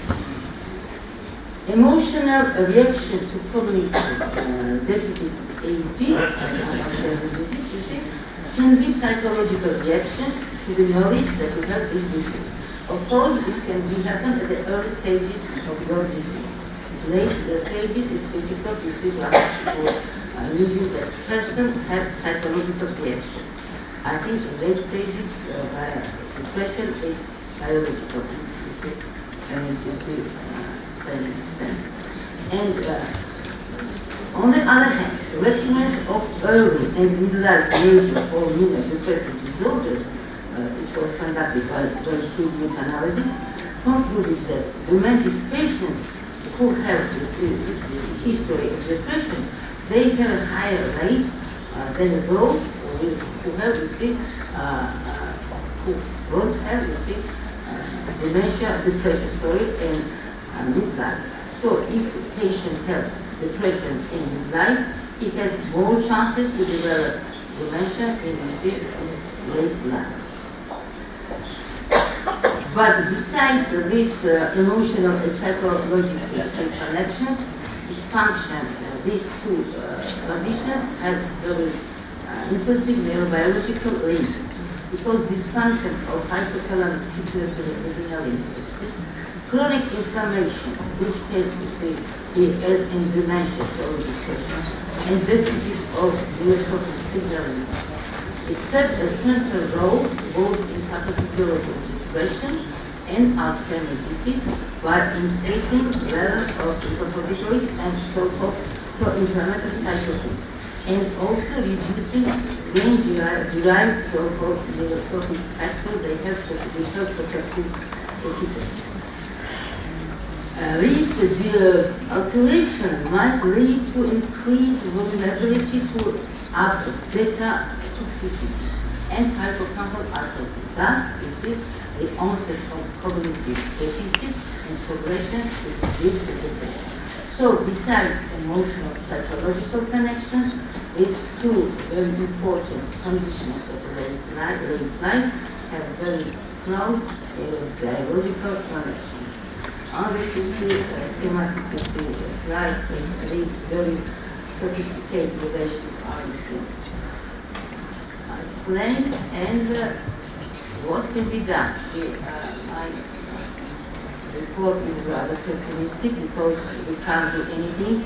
In 2050 we will have 135 million persons with depression, dementia, Most of them, maybe 50% will have both depression and dementia, so our future is not really optimistic.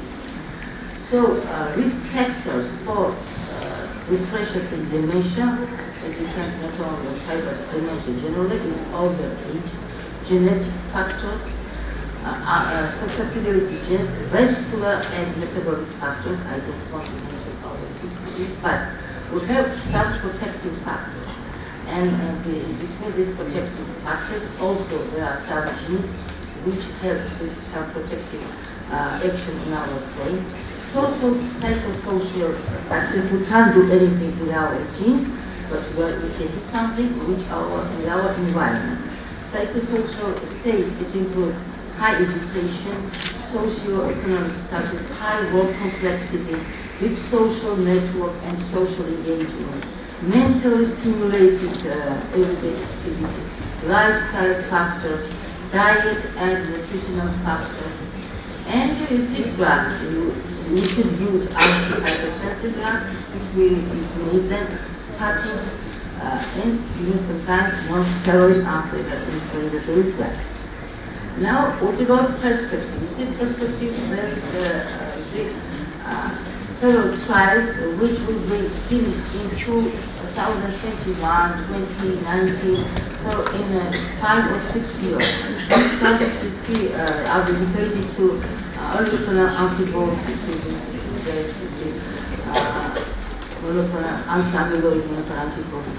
Few of it has also future, will have future, but it is future in that near today. And you see, it's important to see in our PTs, you see, we can see that something can be. We can say that we are PTs, but we are 80s with 32 years of experience. But you see, experience can be said in our future. So I wish you in our 60s, here are a lot of patients, lots of old now are 30s. I wish those who are 60s to be at 30s, and those who are 80s and who will be to see the cognitively, you see, as in 60s. Thank you very much for your attention. Thank you very much. I will thank you also for our time schedule, but still, if you have questions, no questions. Thank you very much again. Merab, for being such a fantastic host and for the invitation. Thank you also to Well Medicine for making it possible. What I'm going to talk to you about is directly related to what you heard so far regarding this very important question that clinicians have. Why some patients develop epilepsy and not others, even if they are exposed to the same trigger element? Why some patients develop depression as a comorbidity, for example, in Alzheimer's, as we just saw, and not others? Why some develop cognitive deficits in epilepsy, in Parkinson?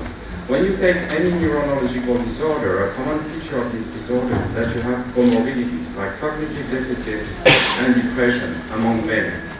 Now the question is, where is it coming from, and why not all patients develop this? Last I introduced the concept of the exposome, which means that depending on your own history, it will affect your whole organism, and you may react later differently to an insult, making you more sensitive to the development of a disease or comorbidities. And this is the central topic of my talk. There are many possible mechanisms that may explain why some patients develop epilepsy, depression, cognitive deficit, and not others. And I'm going to focus on one of those possible mechanisms, which is the history of stress in your life. In our life, we are all exposed to stressful events, and these may leave a mark in our body and make certain of us, individuals, sensitive or vulnerable to the development of pathology and comorbidities. For example, it could be interesting to test whether the incidence of depression or cognitive deficits is larger in populations who lived through the Soviet umbrella, which should have been a very stressful situation, I imagine, as compared to other countries in the world. And this could maybe influence the incidence of depression and in this population. So this is not my first time in medicine. I was here 32 years ago during USSR, and Tbilisi was a very safe place for Europeans. Even I had learned that if I was being bothered by somebody, I had a ready-made answer, which was Kagiri. And usually, this would help with the situation. Well, I must say that it was very safe for foreigners, but now I discovered that Georgia is a very dangerous country. Because when you walk in Tbilisi, in the old town, it becomes extremely stressful for males. Because you see these posts everywhere in the old town. So it's still safe for females, but for males, it's extremely dangerous to walk downtown. So for us, it's a very stressful situation that may have a strong impact on what's going to happen to us in the future. So, let's go back to the main topic, which is how the past is going to influence the future. How can we explain the occurrence of depression in cognitive deficits via a history of stress? And this has been set as a theory a few years ago as the diathesis stress model to explain why depression may occur in some patients and not others. So the diathesis, just a Greek term that means the intrinsic vulnerability of an individual. And in this theory, unresolved stress, so any stressful event that you have in your life, can be a divorce, the loss of a relative, unemployment, whatever, is going to increase your allostatic load. The allostatic load is a kind of measurement of how stress accumulates in your body. And the theory posits that when the diathesis, so your intrinsic vulnerability, and this stress that accumulates cross a given threshold, then you have depression.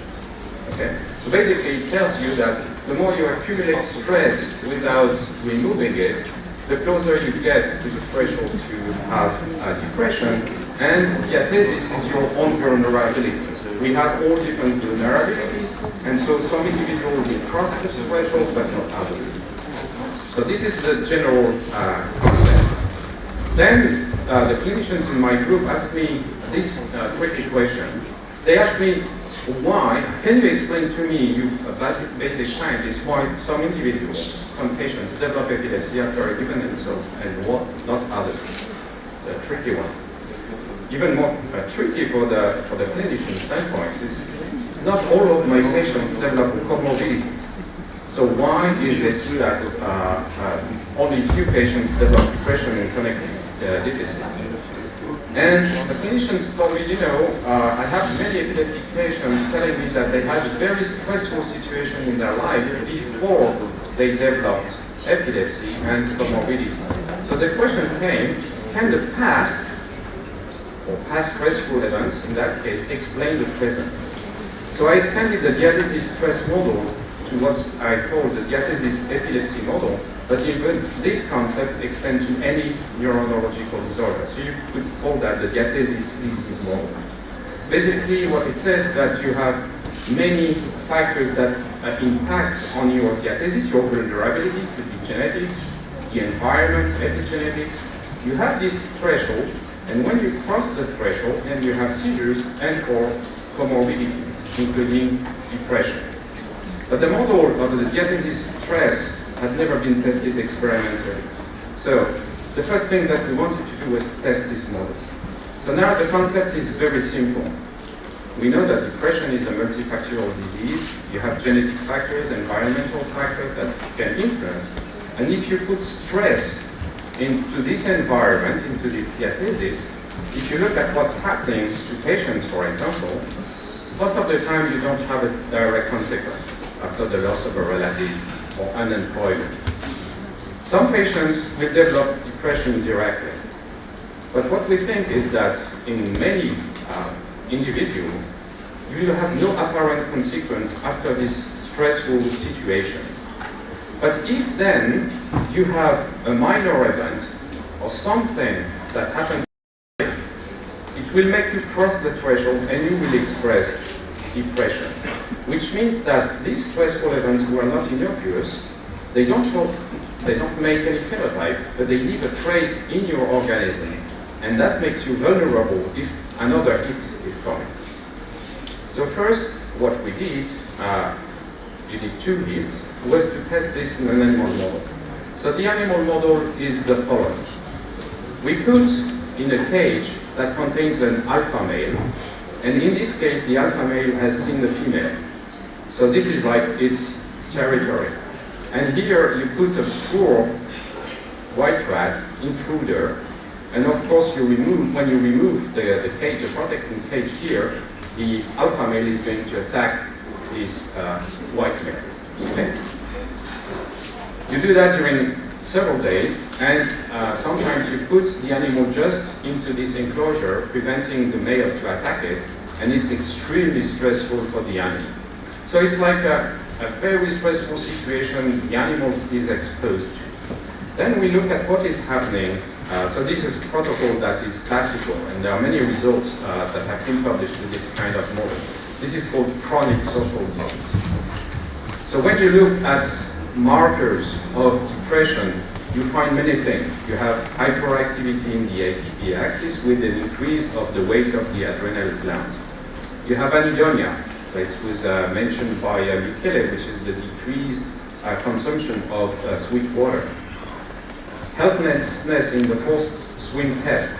Whatever this test means, you can call it depression-like behavior. So you don't have this true depression with this marker in this model. But what you have is a hypertrophy of neurons of the amygdala. You have decrease of the hippocampal volume. You have also atrophy of the neurons in the hippocampus. I don't say that this is any related to a functional outcome. These are just observations, what you see 5 days after the chronic social defeat. You have decreased neurogenesis, and classically, what you measure in the serum of these animals is a decreased level of BDNF, derived neurotrophic factor. This is like the kind of marker of what is happening when you are exposed to a very stressful situation. This has also been found in humans. Okay, so here you have your first hit, something that happened in your history that was intensely stressful. Then what we ask is, what's happening to these animals after this intense stress? So we look a little bit later at 11 days after the stressful event and 31 days after the stressful event. First we looked at BDNF levels. And what we found, surprisingly, is that these animals which were subjected to exactly the same stressful situation split into two groups. The first group recovers normal BDNF levels in 60%, 50-60% of the case. And the other half, they remain at a low level. So basically you have first a population of animals that you think is homogeneous. It's not homogeneous, because when you have them subject to chronic social defeat, they will later divide into two groups. One with normal BDNF level and the other one with low BDNF level. And this is persistent. As you can see here, this is the time course of BDNF level in the serum. In a normal population, so without chronic social defeat, it's stable over time. After social defeat, everybody goes down, and half of them remain low, half of them recover their normal BDNF level. So you have two populations, one with normal, one with low. When you look at that stage, how these animals are, you don't see any depression-like profile, no anhedonia, no helplessness, whatever. And what is important, all your neuroanatomical morphology markers. I told you that there is hypertrophy in the amygdala, dendritic protection in the hippocampus. Anatomy goes back to normal. Now, for the population with low BDNF levels, you don't have depression-like profile, okay? But you have a persistence of these anatomical alterations. So basically, this is what I told you. You have a highly stressful situation that doesn't produce a phenotype, but it leaves a mark in a specific subpopulation that you can identify with BDNF levels in the serum, which maintains some anatomical alteration, but not the other one. So you have two populations. So stress sensitized or modified half of these animals. Then we do the second hit to see what's happening. This is called chronic mild stress. So nasty, not nasty, but it's not nice for the animals. You put them into a small cage, you put the cage with an angle, with wet liquor, blah, blah, blah. So this is the second hit. And then we are going to look what's happening to these animals. Those who go back to BDNF levels, normal BDNF levels, and those who are remaining low. So, what's happening to them? Well, those with normal BDNF levels, after this second hit, nothing. No depression-like profile, nothing. Now these, with low BDNF levels, now they express a depression-like profile, and we use a battery of tests, the forced swim test, anhedonia, the weight of the adrenal gland, and the corticosterone levels. All of them show a depression-like profile. So basically, you have generated two populations of animals, and these animals are vulnerable. This is exactly what I was telling you about the diathesis stress model. The diathesis in these animals is lower than in the non-vulnerable population, because the second hit here made this population cross the threshold of the comorbidity, but not this one. Okay? So this demonstrates that past events can sensitize some individuals, not all of them. We don't know why they split into two populations, but some of them are sensitized and they keep a memory of what happened in their circuitry in the past, and if there is a second hit, they will develop comorbidities. But the others, they recover. And what is interesting is that BDNF is a predictive biomarker of this vulnerability to depression. If BDNF is involved, we thought, okay, if BDNF is down, maybe if we inject a mimetic of BDNF, this compound, then we should be able to recover a non-vulnerable population. And that is the case. We start with the two populations that we can identify based on BDNF levels, the non-vulnerable and vulnerable. We treat all the animals with the BDNF mimetic, and all and below, the vulnerable population becomes now non-vulnerable because after the chronic mild stress, the second hit, none of the animals now express comorbidities. Okay, so we have a model in which the past events make your a priori homogeneous population diverge into two populations, one that is vulnerable and one that is non-vulnerable, but you cannot see any difference in terms of phenotype. Then the second hit comes, and only the vulnerable population will express comorbidities, and not the non-vulnerable ones. Interestingly, you can treat these animals before the second hit and normalize their activity again, as if you wipe out the memory of the past stressful events. So now does it apply to neurological disorders? So we use temporal epilepsy as a model, and we know that in 70% of the cases roughly, you don't have comorbidities. Some people say 50%. And in 30% or 50%, you have comorbidities like cognitive deficits and depression. So of course the question was very simple for us.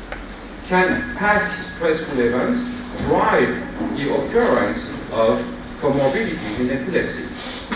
Are there predisposing factors like these past stressful events, as I demonstrated? Are the people displaying these comorbidities, did they have a past stressful situation? Again, this is not the explanation, it's one explanation. But we could test that experimentally. So basically we do the same procedure. We do chronic social defeat.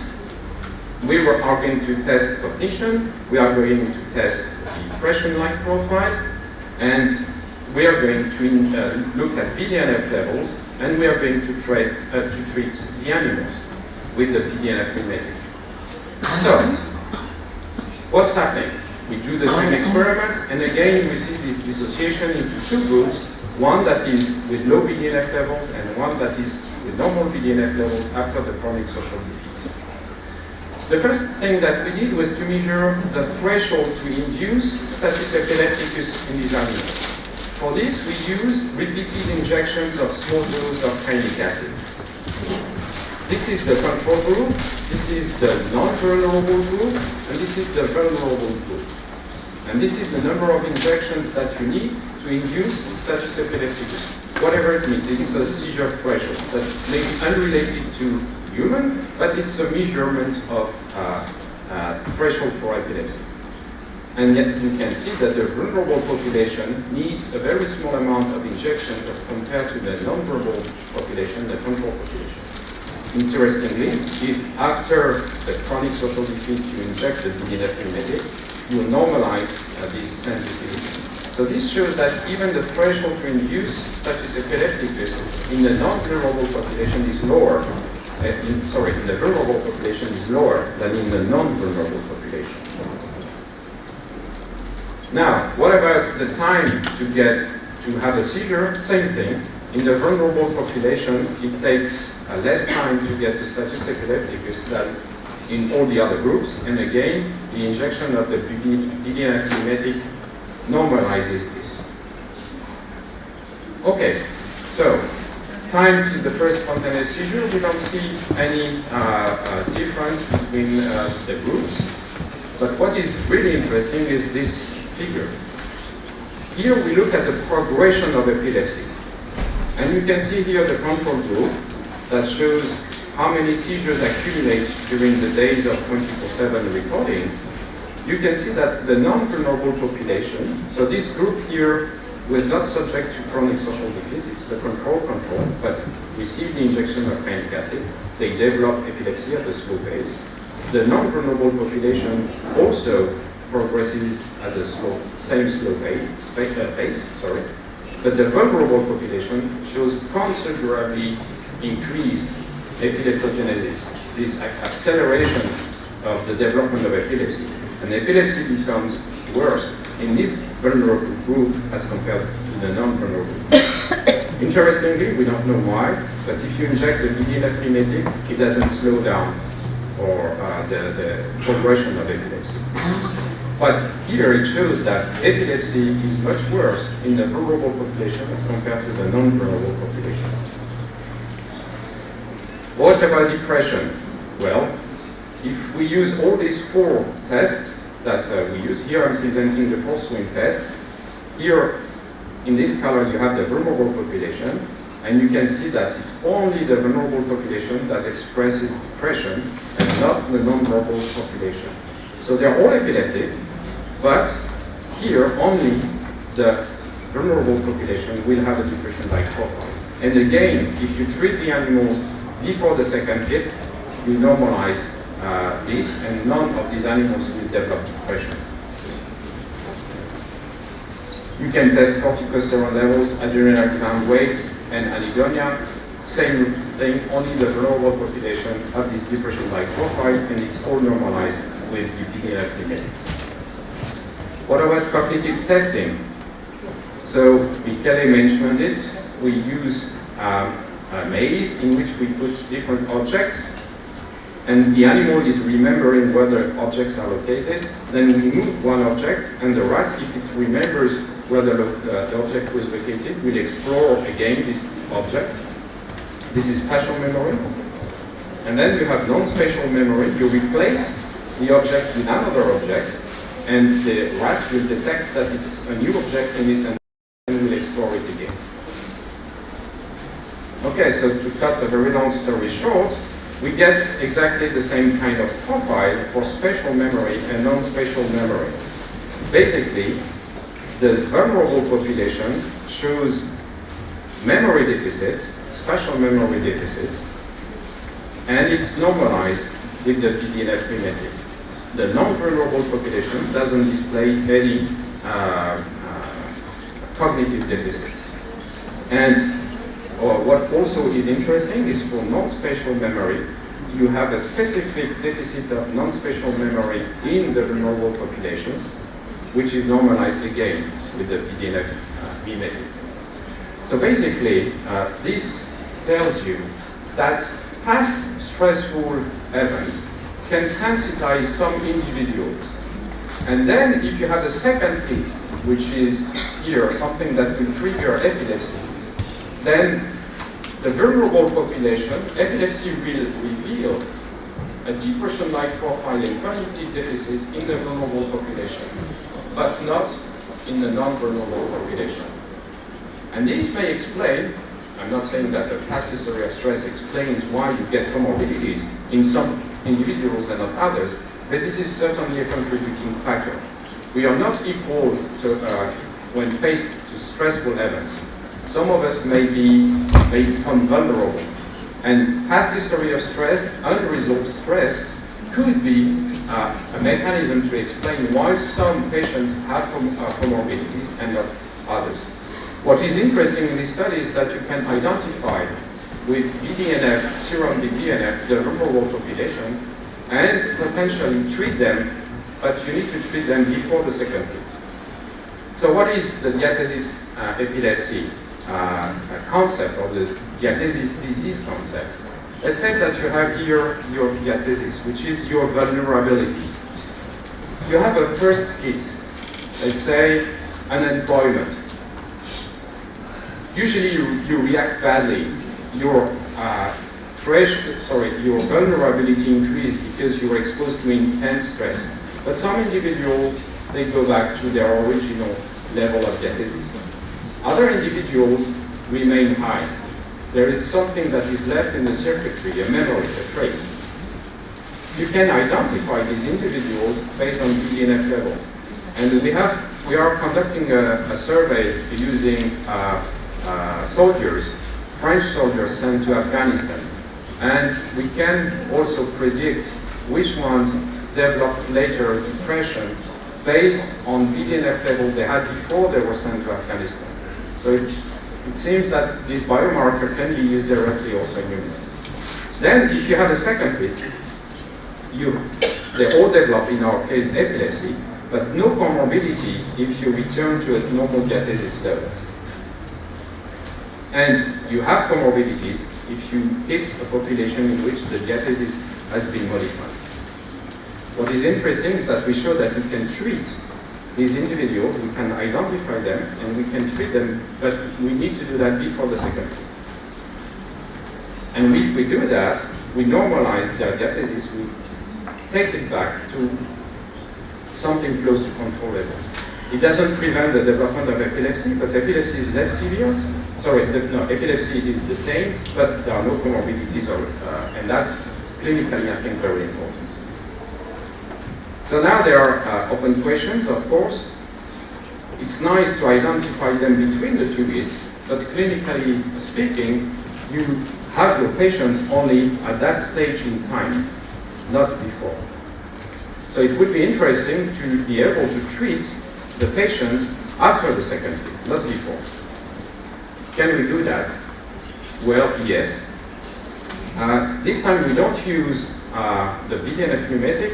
We have the mechanism why BDNF is important here, and we injected the animals with an antioxidant, very powerful antioxidant, which is not approved by the FDA yet, but which is being tested. There are two clinical trials in the United States with this antioxidant. And if we treat the animals with this antioxidant, it doesn't change epilepsy, but it normalizes all the animals for the expression of depression-like profile. So if you treat the animals with this antioxidant, even the vulnerable population won't develop the depression-like profile, and it won't develop, I don't show it here, this preliminary data, they won't develop cognitive deficits. So it shows that you can even intervene later, after the second hit, to normalize the comorbidities, which is, I think, very helpful for the clinic, if it can be translated. What is also interesting, and I will finish with this, is that I told you that we take what we think are homogeneous populations of animals. We all think when we buy our animals that they are the same, but they are not, because they evolve in two populations. So the question we asked was, are there early markers? Can we identify these two populations before they even split into vulnerable and non-vulnerable animals? And because we were doing 24/7 EEG recordings in the animals, yes, we found it. We found that there is, in the fast gamma band, a very predictive distinction between the non-vulnerable population and the vulnerable population. I don't show the rock analysis here, but this is a predictive biomarker of the future vulnerable population. So with this, we can already identify, based on EEG markers, the two populations before we do anything to these animals. And these EEG biomarkers are predictive of what's going to happen to them if they go through a very intense stress situation. So I would like to end up with thanking all the collaborators. So the laboratory in Paris of Jean-Jacques Bezoliel and my laboratory, and all the students and engineers who participated in this project, so Elodie, Antoine, Safia, Damien, and Françoise. And at the origin of this whole project is a question of our clinical, the head of the Department of Neurology in National Hospital in Marseille, who asked me to explain to me why only a few of my patients develop depression and comorbidities with their history of stress. Thank you. Thank you so much. It was really exciting. Now we'll start our discussion. Questions, please. Thank you for your very interesting communication. Was it ever demonstrated the influence of ischemic preconditioning on the level of reversibility biomarkers? So I don't know much about the ischemic world, but so it depends on what you call preconditioning. There is a huge amount of literature showing that if you precondition animals with something that does not lead to a severe effect, it's like you trigger a protective mechanism for the same insult later in life. So we can have idea of using preconditioning not only in ischemic damage. Oh, if you mean that, that's a very interesting concept. I had not thought about this. Because the stressful situation that we use is like really intense stress for the animal. It's like totally nuts. I mean, it's social defeat is the worst you can imagine. In human, I don't know what would be the equivalent, but it would be accumulating in the same day the loss of a relative, the divorce, and unemployment, or something really stressful. Now, could mild stress precondition animals and make them more resistant later, so affecting diathesis but not increasing their vulnerability, but decreasing their vulnerability? That's a fantastic question. That's worth considering. Well, that's an excellent, thank you. Excellent point. Thank you. Thank you. Can you measure the level of corticosteroid in the blood? Yes, of course. To evaluate the stress level? Yes, yes. And what about if you have measured the corticosteroid receptor level? Because the receptor level is right in the tolerant animals. No, we don't know that. And have you any idea, hypothetical molecular markers of at the early stages of resistance? Or you have showed electrophysiological markers? So the nice thing with this electrophysiological marker, it was obtained with subcortical recordings. So I think it could be used in human with just surface EEG recordings, if it can be translated. Well, the study that we are conducting with the French soldiers on a limited number, because we have only a few soldiers expressing depression later, and they don't have EEG recordings before they go to war. So we don't have these, but now we are going to make a prospective study using EEG recordings, and we'll see what's going to happen if we can convince the army to do it. But the idea, yes, is to identify with simple measurements, but already BDNF, because we had the BDNF samples before the soldiers went to war, and those who had low BDNF levels as compared to the others with normal BDNF levels, exposed to the same stressful situation, all those with low BDNF levels developed depression when they came back to France, but not the others. Try to convince the US Army to conduct the same, but they are not interested in not sending soldiers to war. They want to send everybody. They are not interested yes, they don't care about vulnerable people. So no, we're sending everyone. They cost enough for this.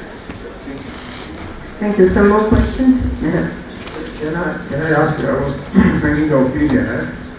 So obviously it's derived from the brain when you measure it, and so we all know it has sort of multiple functions, and depending on where and how it acts, it could I don't know, increase plasticity or an opposite effect and so on. Anything about mechanisms that what could address perhaps, or is it just a biomarker and has nothing to do with the mechanism? I was hoping for asking this question. So we have a paper that is in hopefully final revision. So yes, the mechanism is the following.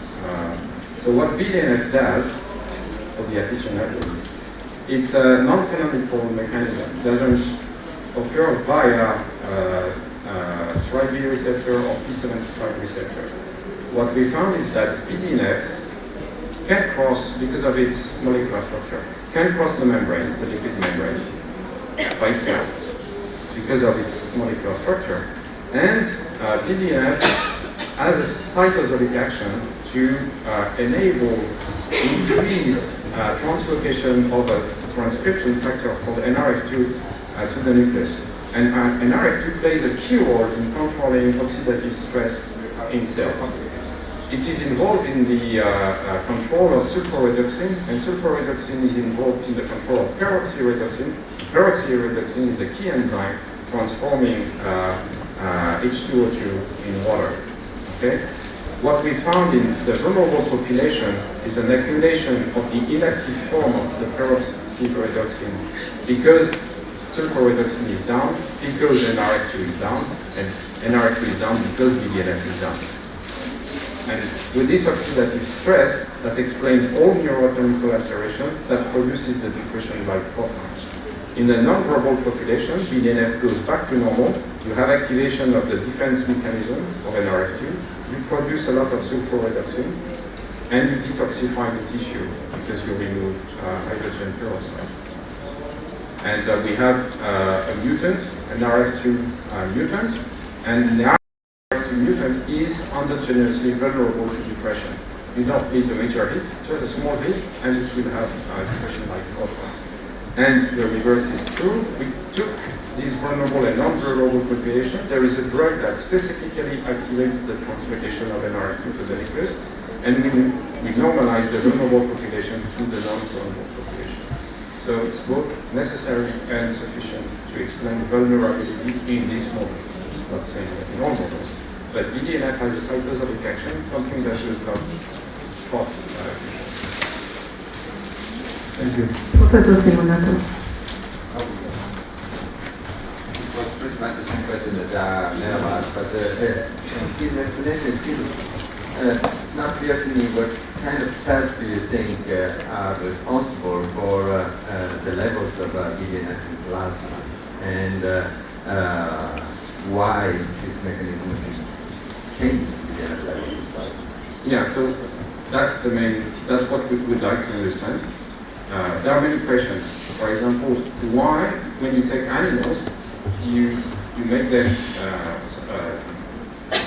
subject to big stress, and there are two groups, one with low BDNF and one with a BDNF that goes back. So what controls that? What makes BDNF go down and stay down? Maybe epigenetic, I don't know, maybe non-coding RNA, I don't know anything. And why some go up? This is a problem. Then, where is it coming from? There are many studies showing that BDNF levels in the hippocampus is related, well, the serum BDNF is related to the amount of BDNF in the hippocampus. It doesn't show any causality, it's just an observation. It may be unidirectional and not bidirectional. We don't know. Now, where BDNF is coming from, we don't know. So that's why now we are starting a study, and we have conditional knockout animals for BDNF in microglia and in astrocytes.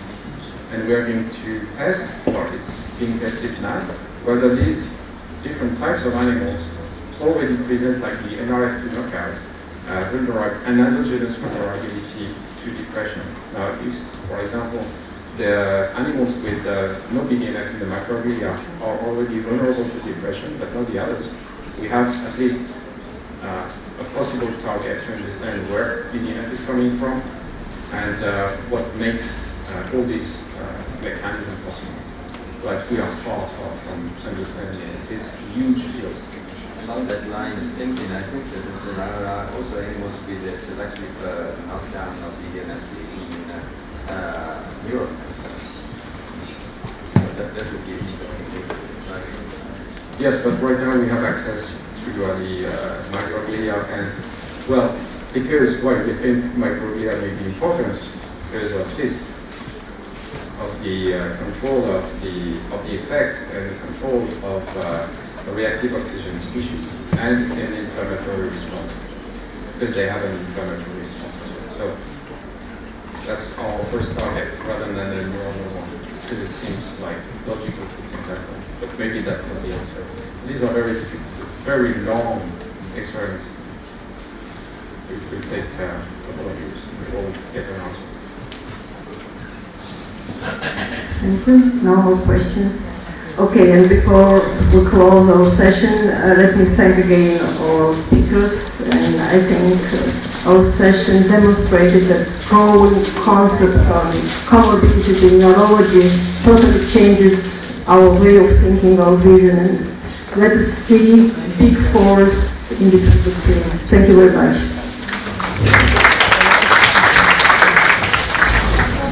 So we continue with the next session, and the chairman is Sofio Cascade, who is the director of the Institute of Neurology and Neuropsychology, and head of the Epilepsy Center. So, thank you. Dear guests, dear colleagues, dear all. First of all, on behalf of Georgian League Against Epilepsy, I would like to thank our guests visited in Georgia and for giving us the opportunity to listen very important presentations of the famous experts of the world. And also I would like to thank Professor Merab's and for pharmaceuticals and Iiliauni University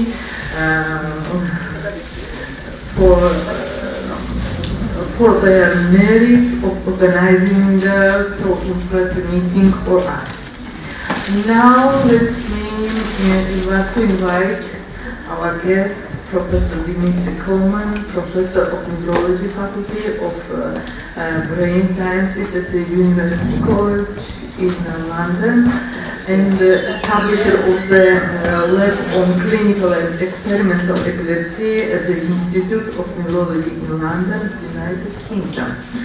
Please, Professor Coleman.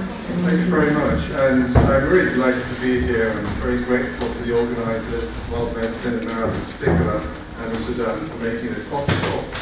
It's been a terrific opportunity to listen to some exciting science, see some old friends, and also, of course, to visit a beautiful country. So what I'd like to do is also thank you for putting a British flag there, which I thought might be because Georgia's going to switch its allegiances to England and Wales in the football now that you've beaten Spain. But unfortunately, you're not actually in the football finals.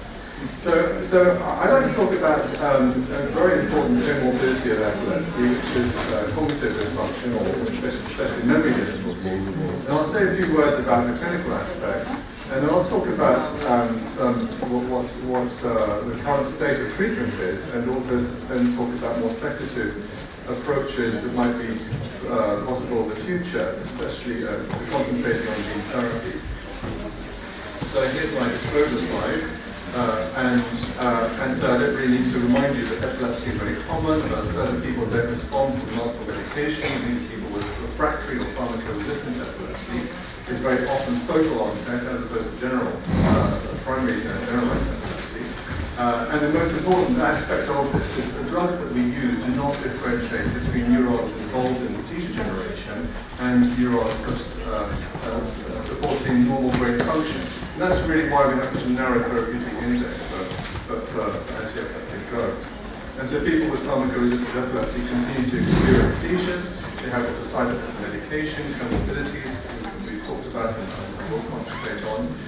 And we mustn't forget also about increased mortality and experience social exclusion, difficulty holding down jobs, getting employment, driving cars, having family relationships, and so on. So we focused down on this comorbidity of memory. After the problem of actually having seizures, if you ask patients with epilepsy, what is it about your condition that you find so troubling? After the fact that they have seizures, it is cognitive limitation, cognitive symptoms, especially memory difficulties, that they report the most often. And over 50% of people with epilepsy will report cognitive impairment and memory difficulties, which interfere with school, work, and so on. And in fact, if you drill down to more specifically what types of memory disturbances they experience, there's actually quite a lot of different types of manifestations of memory difficulties. So transient epileptic amnesia is a relatively newly coined phrase to describe episodes of amnesia, which may actually be the dominant or even the only presentation, the only manifestation of a seizure. Another phenomenon that's relatively specific to epilepsy is this phenomenon of accelerated forgetting, where patients can recall facts for a relatively short time and then forget these facts over a period of days to weeks at a much higher rate than controls. And another rather polyarticulate phenomenon is called remote memory impairment, which is a form of retrograde amnesia. So, for instance, biographical details, which schools you go to. So things that are really quite remote in memory, which normally we think of as being very resilient to forgetting. And this has also been shown to be a feature of epilepsy. Now, of course, there are lots of different mechanisms.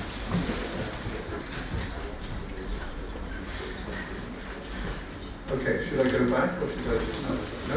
Okay, so I'll speak a little more slowly. What I just summarized in the previous slide is several different types of memory dysfunction. Transient epileptic amnesia, where patients have brief episodes where they do not store memories. Accelerated forgetting, where they forget things at a faster rate than normal people over a period of days to weeks. And remote memory impairment, where patients may lose very old biographical memories, which is an unusual phenomenon because we normally think of biographical memories as being very resilient to insults. So when you think about the mechanisms that account for the difficulties with memory in epilepsy, there are different ways of looking at this. Of course, in terms of the function of the circuit, the seizures themselves may interfere with memory. And this can actually be not just when the seizure has a clinical manifestation, but also in the pre-ictal phase. We now know from automated EEG analysis that it is possible to do seizure forecasting hours in advance, so clearly the network can go into a different state before the onset of the actual seizure. So if it goes into a different state, it's not surprising that it may be possible that memory formation and recall are impaired as well. During the ictus itself, of course, there are obvious mechanisms by which disturbance of circuit function can interfere with memory functions. Post-ictally, of course, after a seizure, there are lots of metabolic and circuit changes, relative electrical silence, and then interictally, the actual interictal spikes have been associated with cognitive disturbances, quite subtle ones, but this is described. So that's if we think about the mechanisms from the point of view of circuit function. Another way of looking at the mechanisms is asking what is the cause of the epilepsy. Now, in many patients with epilepsy, the underlying etiology may involve learning difficulties. So learning disability has a very high comorbidity with epilepsy. And then there can be structural abnormalities, and obviously the most obvious structural abnormality in epilepsy, which is associated with memory difficulties, is mesial temporal sclerosis, damage of the hippocampus in particular, which is, of course, involved in memory formation. And then there are other mechanisms that contribute to the difficulties in memory in epilepsy through the medications. Almost all the drugs that we know and use do interfere with memory formation, especially the GABA-acting drugs such as the benzodiazepines, but also the drugs that act on sodium channels such as phenytoin, carbamazepine, and lamotrigine. And finally, mood disorders, which, as we've heard earlier in this conference, have a very high comorbidity with epilepsy. Mood disorders also can interfere with memory. Patients with depression very often report difficulties with memory, and it can be measured and quantified. So these are a list of the different mechanisms that link epilepsy with memory. Now, as I mentioned, epilepsy is often pharmacoresistant, requiring the need for alternative treatments. And there are some treatments which we use in desperation, such as ketogenic diet, vagal nerve stimulation, and in some cases deep brain stimulation. But these are really palliative treatments. They do not achieve seizure freedom. They, except in very rare cases, we usually try to use them only in desperation if we have nothing better to offer patients. And so there is obviously a need for alternative treatments. Now, we haven't talked very much about epilepsy surgery today, but of course surgery can achieve seizure freedom in a substantial proportion of patients. And although Dr. Engel didn't really talk about this today, there is, of course, a very important debate about whether surgery for epilepsy should be offered earlier in life before a lot of the irreversible changes have taken place. Now, epilepsy surgery is most successful if the seizure focus is clearly localized, typically in the anterior temporal pole, which can be removed surgically, with an appreciable low risk of complications. Nevertheless, of course, if you remove both hippocampi, you can have disastrous effects on memory. And the famous case of somebody who had this done to them is patient HM, who was studied by Brendan Milner and her colleagues, and who developed complete and permanent anterior anterograde amnesia following epilepsy surgery. And there is evidence that about 30 to 50% of patients who have epilepsy surgery do experience a decrease in memory performance. Now, obviously, this is only done unilaterally, and bilateral hippocampal surgery is never done. There is actually a paradoxical phenomenon that's been reported relatively recently. So, for instance, this group from the Institute of Child Health in London showed that unilateral epilepsy surgery, especially done to the left hippocampus, can actually bring about a rescue of visual memory. So if you look at this graph, this is a schematic showing this is the normal development of epilepsy, of normal development of memory in children. And in children with chronic epilepsy, if there is no surgery, they will develop memory, both visual memory and verbal memory, at a slower rate and will be relatively impaired compared to controls.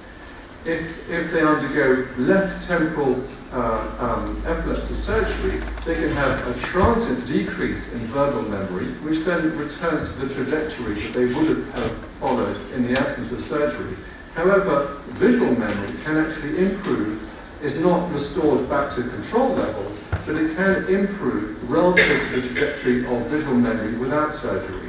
So this is an interesting paradoxical rescue of memory development in children, and it's likely that it's mediated by a suppression of seizures, which themselves interfere with memory.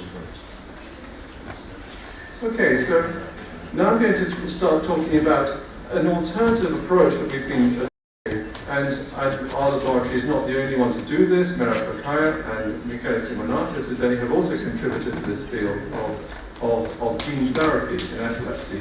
And the ultimate goal really is to try to come up with treatments which might avoid some of the irreversible difficulties, some of the limitations of irreversible surgery, which of course cannot be undone and is associated with a decrease in memory.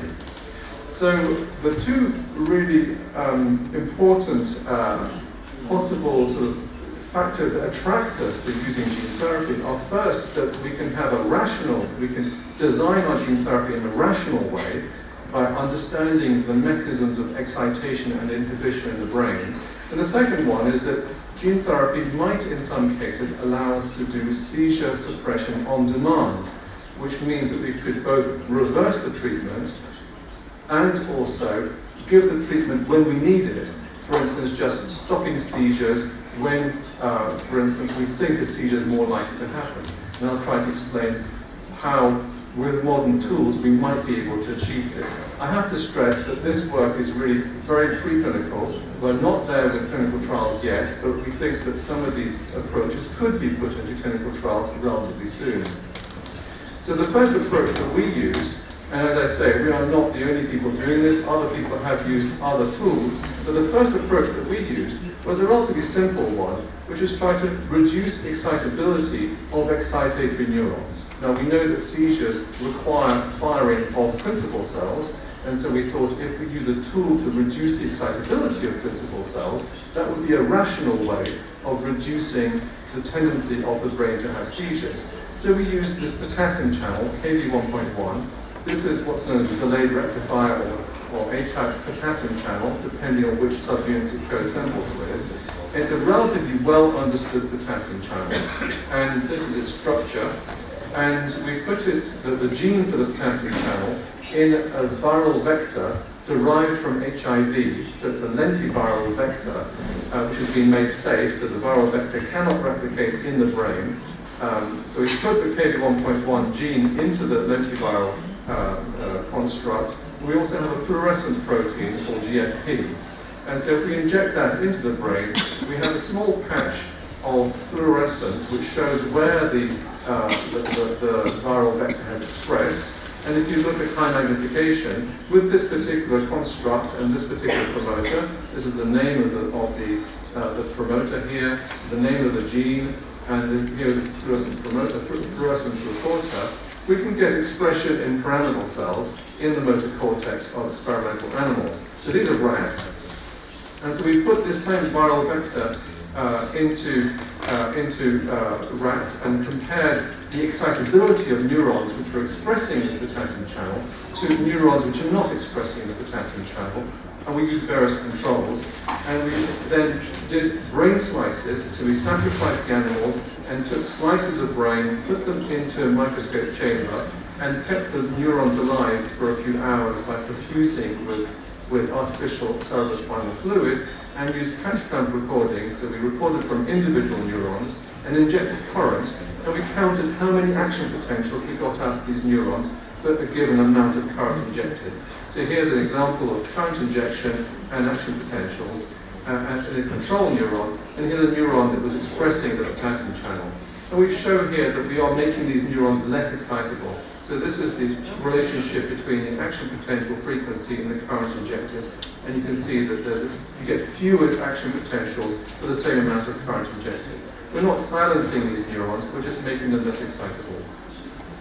So we used this in a rat model of focal epilepsy, which consisted of injecting tetanus toxin into the motor cortex. In this model, we get, it's a little bit like epilepsy Parshalis continua, so we get very brief, very frequent bursts of EEG activity, and sometimes we get some motor manifestations. And a week later, we inject this viral vector into the same region of the motor cortex, and we either inject the vector with the Kv1.1 potassium channel or just GFP, the green fluorescent protein, as a control. So we compare what happens if we put in the potassium channel or if we just put in the fluorescent protein. And you can see that the various measures of EEG activity, for instance the coastline, which is effectively measuring how much ink you need to print out the EEG, decrease following injection of a Kv1.1 lentivector. We also have a decrease in the power of the EEG, comparing against the GFP. And this is another way of measuring the EEG, which is to count in an automated way all the epileptiform bursts of activity in the EEG. And we show here that when we inject the viral vector at this point, the Kv1.1 potassium channel expressing vector causes a decrease in epileptiform burst activity compared to the fluorescent reporter control. And so we've shown using these three different ways of measuring EEG that we have an anti-epileptic effect. So this is quite promising, and this was well tolerated. We didn't see any effect on motor function. However, this treatment is irreversible. So we do the viral vector gene therapy treatment in these animals, but we can't undo it. So in a way, it still has the same limitations of epilepsy surgery. You can't undo the operation, you can't undo this gene therapy. So this made us think about alternative ways of using gene therapy, which would give us control of the excitability of the neurons on demand. So we're thinking a little bit like an implantable cardiac defibrillator, where patients have a defibrillator which does nothing until an arrhythmia is detected, and then they shock the heart to restore the sinus rhythm. So this is our dream experiment, that we would achieve something that could cause detection of seizures to trigger something to terminate a seizure. So an automatic implantable defibrillator for the brain. We're not there yet, but we think we've got some tools which could be useful to work in this direction. So here's a summary of some of the molecular tools which are now available to achieve on-demand control of neuronal excitability. I'm sure you've heard about optogenetics, which is using bacterial proteins which are light sensitive and which either cause the opening of an ion channel or switch on a pump which transports ions across the membrane. And so I won't go through this in detail, but there are different types of optogenetic actuators. There are also chemogenetic tools which cause a change in neuronal excitability upon delivery of a drug that acts on the receptor. So it's a bit more like a lock and key analogy of pharmacology, putting in the receptor and then giving a drug to achieve on-demand control of neuronal excitability. So here's the optogenetic approach. This is just to show an example of using channel rhodopsin, which is the first optogenetic excitatory tool. So here are some action potentials from a neuron evoked by illuminating this neuron with light. So it's expressing this bacterial protein, channel rhodopsin 2, which is an ion channel which opens in response to light. And you can see that it causes action potentials when you shine light on the neuron, and when you switch off the light, the neuron goes back to rest. This is an optogenetic inhibitor. It's called paleorhodopsin. It comes from a different organism, and it's sensitive to yellow light. So if you shine 561 nanometer light on this, it causes a hyperpolarization. So the neuron becomes more negative when you shine yellow light. And then if you inject current through the pipette and to evoke action potentials, you can actually stop the action potentials by shining yellow light at the same time. So here you can see that whenever the yellow light is illuminated onto these neurons, you get a hyperpolarization, the neuron becomes more negative, and it also prevents full-scale action potentials. The cell doesn't spike properly. So we use this second tool, paleorhodopsin, and put it into the same animal model. So we use a tetanus toxin model of focal epilepsy, and we put an optic cannula, so it's a little fiberglass pipe to go into the brain and attach it to an EEG electrode. And you can see that when we switch on the light, a bit of yellow light escapes from the dental cement around the place where we have the fiber optic. So this is connected to a laser, and this is just to show that we get expression in the pyramidal cells. So again, we're putting this into the excitatory neurons. In this case, we're again using a lentiviral vector, and a promoter that targets this construct to the excitatory neurons, and this is the paleorhodopsin, this inhibitory opsin, and a fluorescent protein. And so this just shows a segment of EEG in this epileptic animal before the laser illumination. So you can see the high frequency, high amplitude activity, and then we switch on the laser on and off for 20 seconds each for 1,000 seconds. And during that time, we have a suppression of the EEG activity, and then when we switch off the laser, we have a return of epileptic activity. And so we quantify this in various ways, and I won't go through this in detail, but we get a decrease in high-frequency power.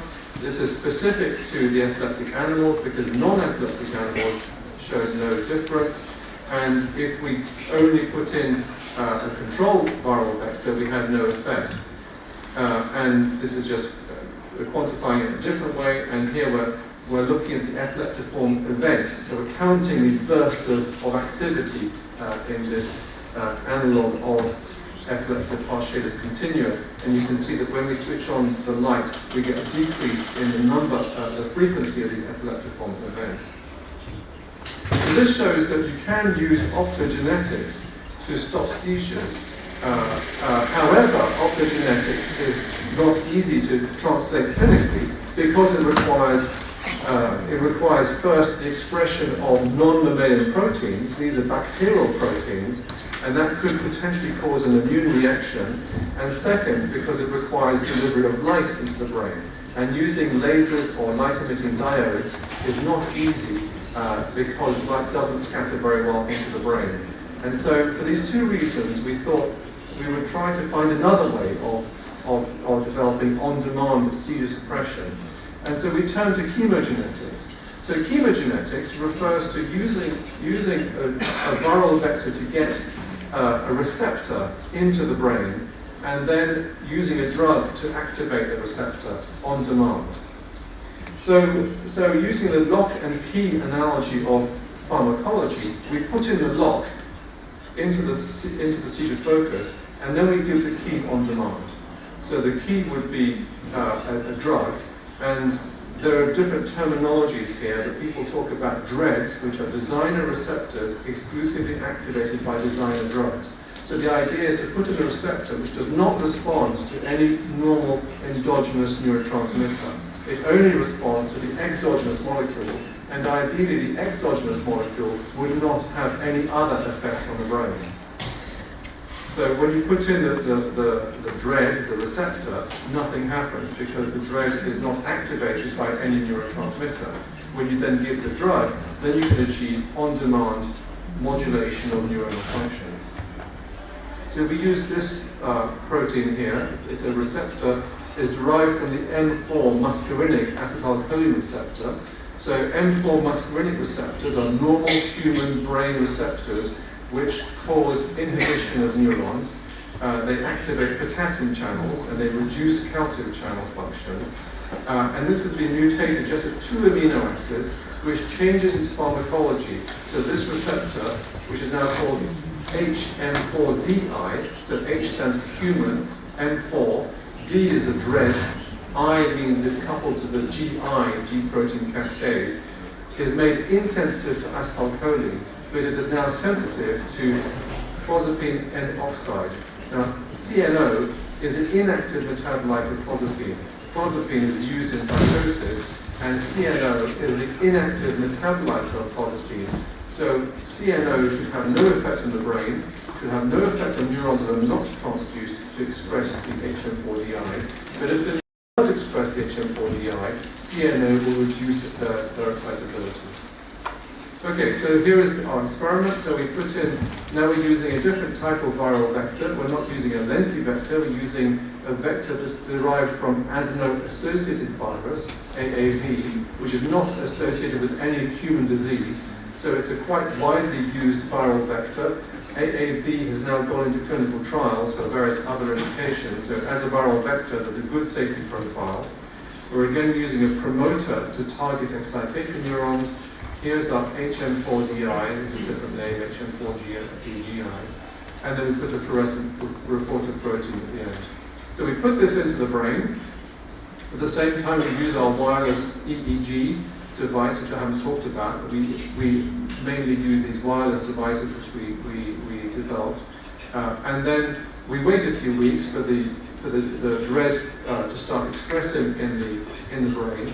And then we put, at the same time, we put a chemoconvulsant into the brain, and we put in fibritoxin to block GABA receptors or pilocarpine to cause a local seizure focus in the brain. And at the same time, we either inject CNO intraperitoneally or vehicle control, so just saline and solvent into the peritoneal cavity. And we then look for the next hour at the severity of the seizures, the frequency of seizures, any motor manifestations. So here's an example of an EEG spectrogram.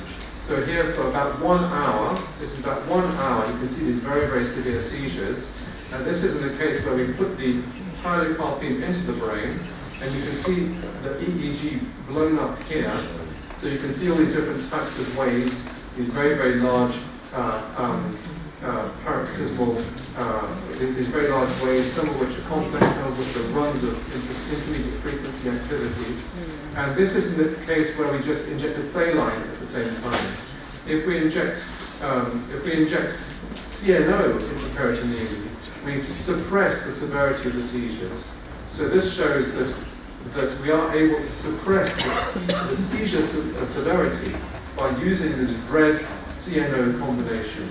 And this is just a summary of the different severity scale of motor convulsions that we see at the same time. So if we then quantify this, we then compare in each animal. On one day we give CNO, the next day we give saline, and keep alternating. So we have several comparisons within each animal. And you can plot this in different ways, and you can measure different aspects of the EEG, and you can quantify the motor convulsions in different ways. But just to summarize here, this is the CNO arm, this is the vehicle arm. So this is the inactive vehicle, and this is the active agonist of the DREAD. And you can see that in all cases, these lines get above the 45-degree line, which means that the seizure severity is much stronger where we give the inactive saline vehicle compared to if we give the active CNO molecule. This is where we use tetanus toxins. So the previous slide was talking about using acutely triggered seizures. Now we're using spontaneous seizures. So this is the same epilepsy model we were looking at earlier on. We put in tetanus toxin, and then we compare CNO or vehicle. And in all cases, the frequency of events, this coastline index, or the power of the EEG decreases when we give CNO compared to the vehicle. So we're able to suppress spontaneous seizures as well as acutely evoked seizures using this pharmacogenetic, also this chemogenetic approach, relying on this inhibitory receptor. So in control experiments, we saw no effect on sensory motor tasks which are normally sensitive to lesions of this part of the brain. Only the epilepsy focus is affected, the rest of the brain is unaffected, and this again offers us on-demand seizure suppression, although of course this is less fast, it's not as fast as optogenetics. Optogenetics works on a timescale of seconds, this works on a timescale of minutes to hours.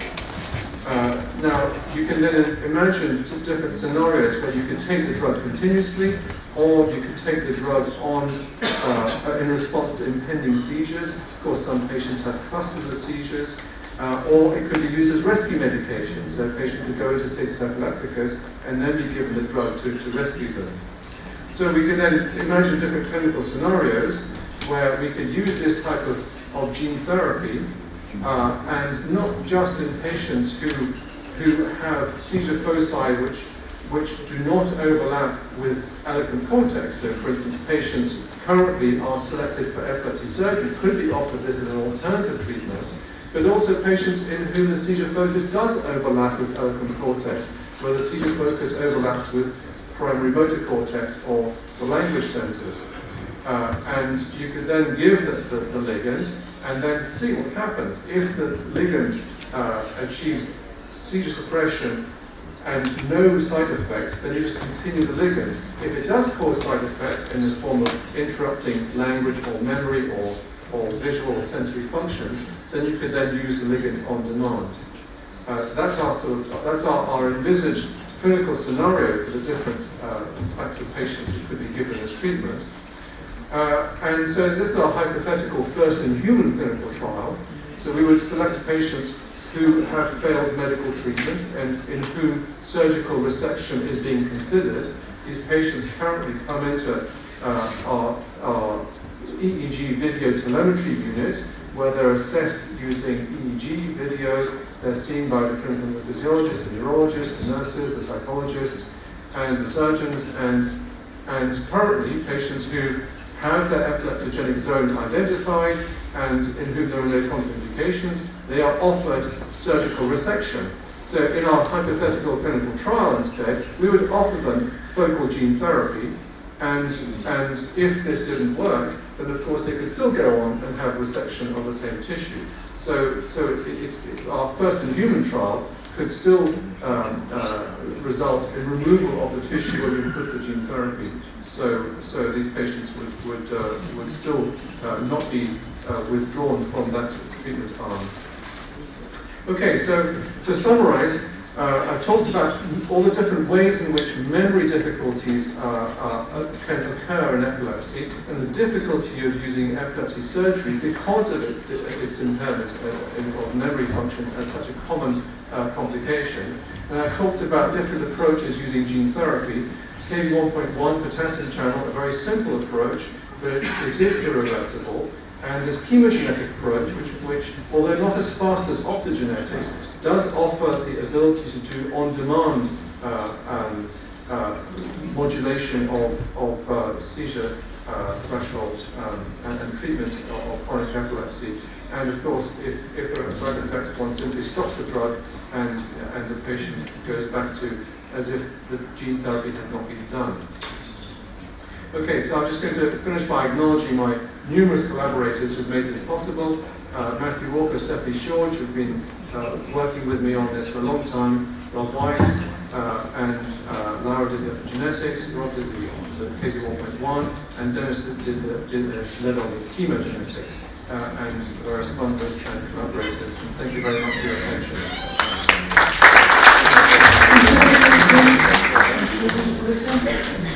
For questions, please, questions.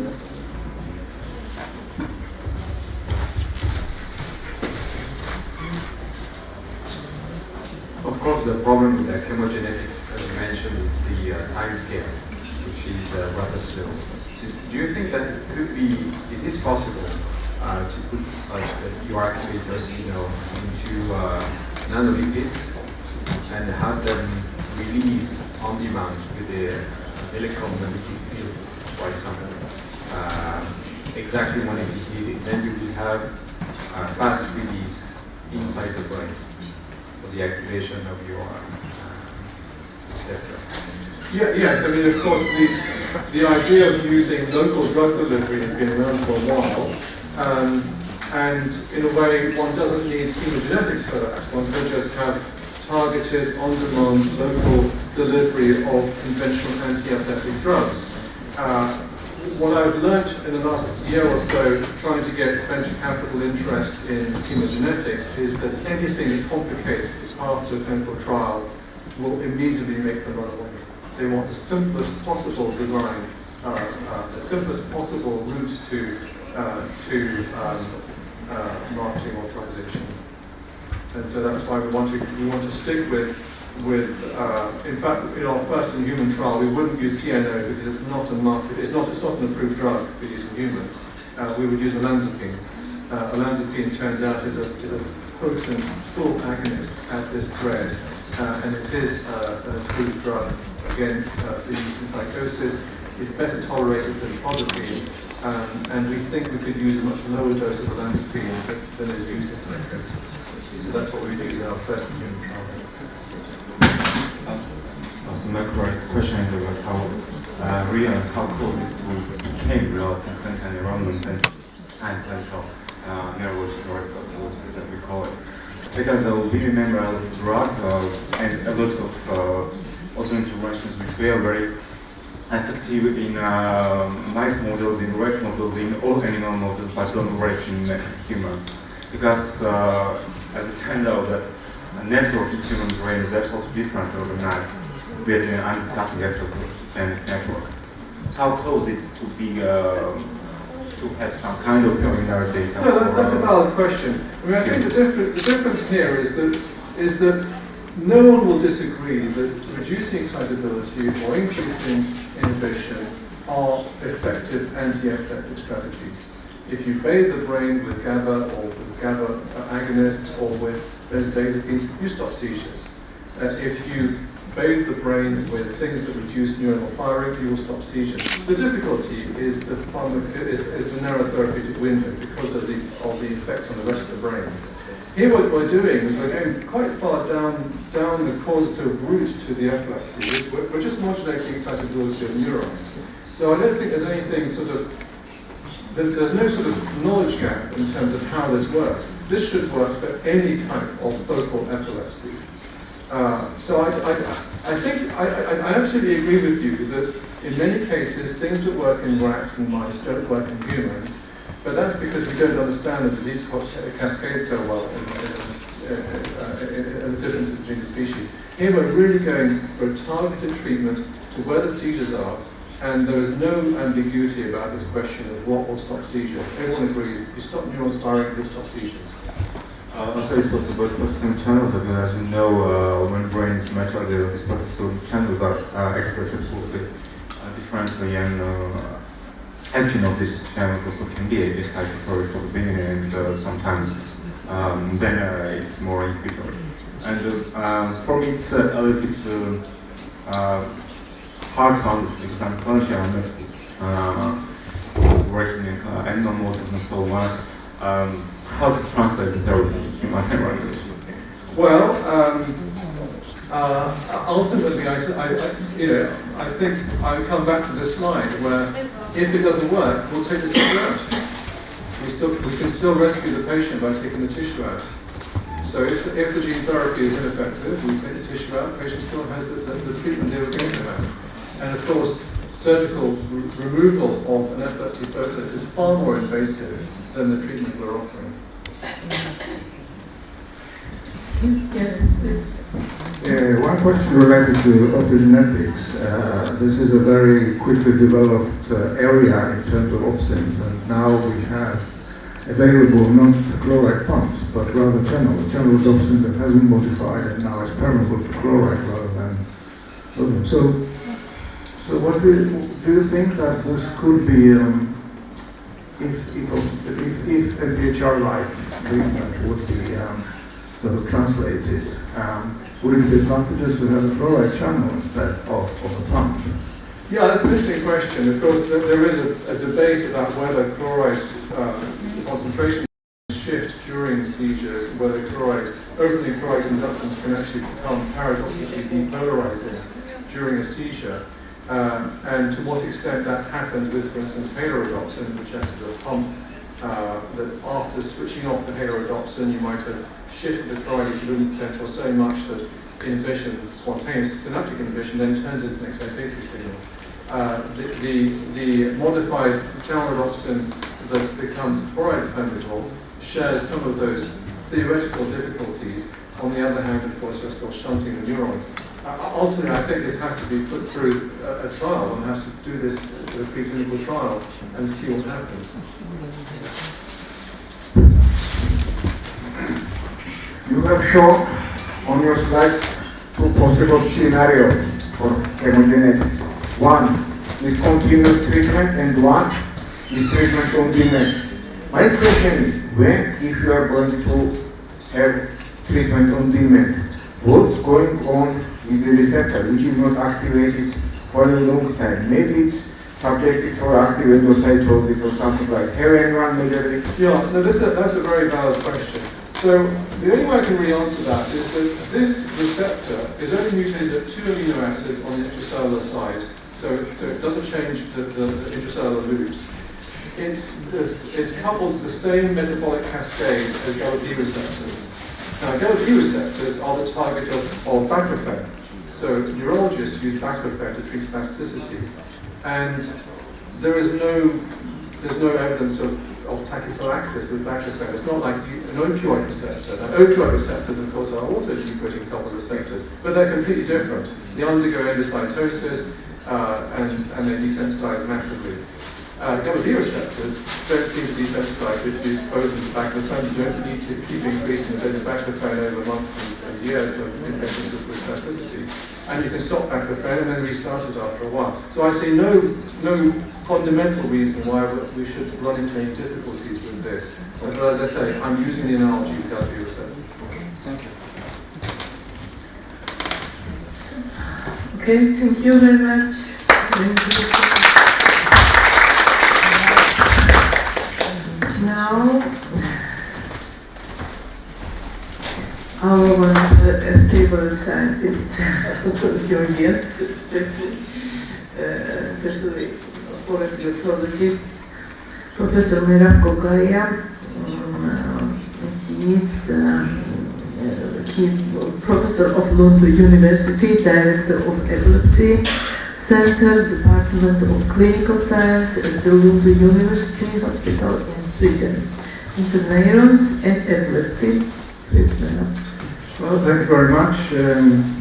I'm really happy to be able to present some of the data that are generated in my lab. And I'm also thankful for Dimitri for a kind introduction, because it will be a little bit of a shortcut for me to come to the point.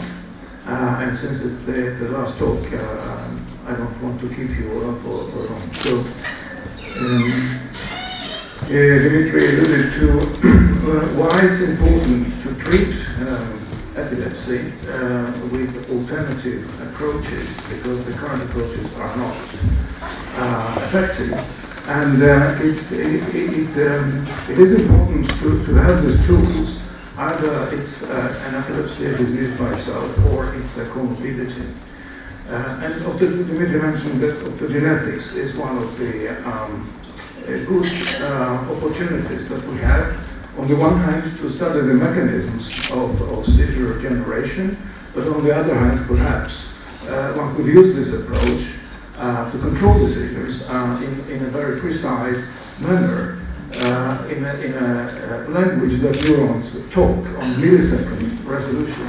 And also, as you have seen with this approach, with gene transfer approach, you can target your treatment specifically for certain population of the neurons. And this is what I want to develop in my talk.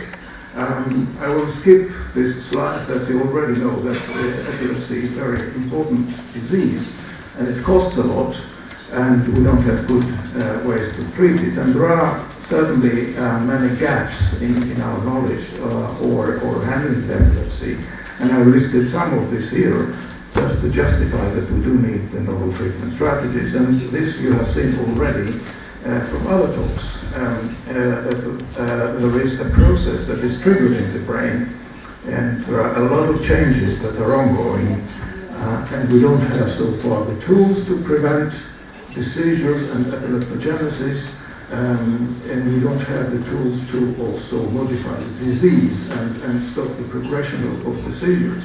But we can interfere in this established phase of epilepsy in a way that we can affect the excitability of the circuit that has been changed, and now it is prone to generate seizures. And that's where the gene therapy approach or gene transfer approach comes into the play as an alternative treatment strategy. So it's a really powerful tool to address the mechanisms, for example, the circulation of the neurons in different processes in the brain. But it is also, of course, very attractive to control excitability, as I mentioned, and there are different ways of doing it. And one way that Dimitri described is to express inhibitory opsins in the principal neurons that are excitatory, hyperpolarize them by light, and suppress the seizures. What I would like to address is another type of strategy where you use the different components of the network. You use the inhibitory interneurons instead, and there are different types of inhibitory interneurons in the cortex and in the hippocampus. There are about 20 different subtypes, and they innervate different parts of the principal cells. For example, some of them make synaptic contact with the perisomatic area, some of them dendritic, opticodendritic area, and there are many of them, as I mentioned.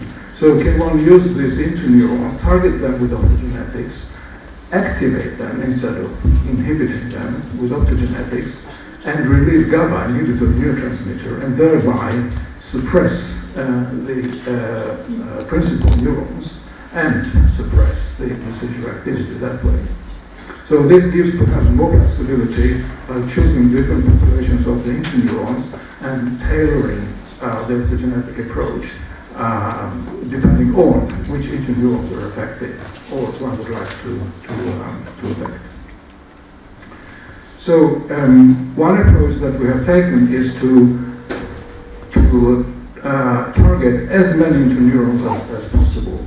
And so it's sort of globally all kinds of interneurons that we can express excitatory opsins and thereby release as much GABA as possible on the excitatory cells. So to do that we used a kind of gene transfer, or if you like, gene therapy approach, which is based on viral vectors, and Dimitri alluded or mentioned this also previously, where you modify the viral vector, take out the genetic material that sort of produces, reproduces the viral particle itself, and replace it with the gene of interest, in our case, opsins. And also the good thing about it is that one can target this gene expression in certain population of the cells by choosing the promoter in front of the gene that drives it, so that the expression could be very selective. So to do this, we used specific transgene that was driven by a specific promoter, and used also transgene mice that express a cream with certain promoter, and then we have inverted version of our transgene, which is then expressed in all cells, but only those cells that express cream would then flip the transgene and start to produce the protein. So in this case we used the GAD3 mice, and we tried to, the GAD is an enzyme that is present in most of the inhibitory interneurons, and thereby we tried to target a global population of all interneurons. And here is some immunostainings showing that we in fact were able to target different populations of interneurons, as shown here. So this is the principal cell, and these are all different types of interneurons. And this panel, I don't want to go into the detail, basically shows with different stainings, with different markers, that we do achieve this type of specific interneuron expression of our transgene. In this case, it's shown rhodopsin, so excitatory opsin. To test that this approach works, so we do slice the brain and then look at individual neurons, and since they express also the marker, which is the GFT, we can approach them with a pipette and record from these particular neurons. And then by illuminating them, we can see whether indeed we can generate action potentials in these cells. And this is the example of it. So we are recording from the transduced cells, like shown here. And this can be labeled by the cytine that is diffusing from the recording pipette into the cell, so we can verify which cell we've been recording from. And then we illuminate the light, and you can see that blue light, which is selective for the channel rhodopsin, depolarizes the cell and generates action potential. So our approach works. We target the interneurons and we can activate them with the light. So the next question was, of course, if we then have ongoing epileptic activity, is it possible to stop it by illuminating these slices with a blue light? And the example of it is presented here. The recordings are as follows, so we don't record now from the targeted, genetically targeted neurons, but rather the other neuron, in this case the principal neurons, and we also have the field recording electrode here. So this is a cellular recording, individual neuron, and this upper trace is the field recording. And then we apply a drug or a P that induces this epileptiform discharges in the slice, which are analogous of epileptic discharges in vivo, and you see these discharges, these are epileptiform activity. And while it's ongoing, you can apply different duration of the light, either with certain frequency, or a continuous light. And you can probably appreciate this, the 5-second pulses or continuous light applied to the slice stops this epileptic form activity. And these results are summarized here in image frequency, and we can see that the number or the frequency of these discharges is decreased significantly compared to without light, and also interburst interval is increased. So basically these two show the same, that we are able to stop the epileptic form activity by light. And it turns out that this is due to GABA released from the interneurons. And this is shown here. So you see this is a sort of hyperpolarization that we observe in the neurons, and it is completely gone when we apply phytotoxin, which is a selective blocker of the GABA-A receptors. And this is summarized here in 4 cells. So this is GABAergic mechanism that is involved in suppressing the epileptic form activity that is ongoing. And we obtained similar results when we did a little longer exposure to the light, and instead of 5 seconds, now this is the 10-second pulses, and you can see that basically we get the same outcome. So we temporarily can stop the synchronized epileptic form activity in the slices by releasing GABA from interneurons using the light. Now, if we go back, I just wanted to see this little burst that is generated actually by the switch of the light. And that was present in every case when we started the application of the light. Which means that instead of sort of inhibiting the bursting activity, which is true for the rest of the period, in the beginning of the light, we do trigger some kind of epileptic discharge. So we wanted to look into that in more details and see whether indeed if the light switch on generates action potentials in the pyramidal neurons, in the excitatory neurons. And to do that, we did cell-attached experiments where we don't disturb the intracellular milieu of the cell, but rather the pipette, the patch-clamp pipette, is attached to the membrane, but still can record the action potentials as shown here. And this is the bursts of the field recordings that we saw. And indeed, when we started the light illumination, as shown with this gray, you can see in the beginning, actually in CA3 pyramidal neurons, we generated action potentials. And this is, of course, not very desired if you think of the translational development of this method, but on the other hand, it shows that if you create this epileptic environment in the slice, you may disturb the ionic homeostasis, in this case, probably the chloride, where it becomes depolarizing instead of hyperpolarizing, and to the extent that it can actually generate action potentials. So then the question was, okay, if we can trigger by the light the action potentials, and then there is ongoing synchronous activity in the slice. So one possible mechanism of stopping this ongoing activity by this one burst could be that one desynchronizes the network rather than having the effect through the GABA. And the rest of my talk is basically trying to understand whether this is desynchronization of the network or this is more likely that they generated by the release of GABA. So so this is the question that we try to answer there. So if this is the case, then a single pulse of the light should have a similar effect as the train or a long pulse of the light, because it will generate the same number of action potentials as shown here.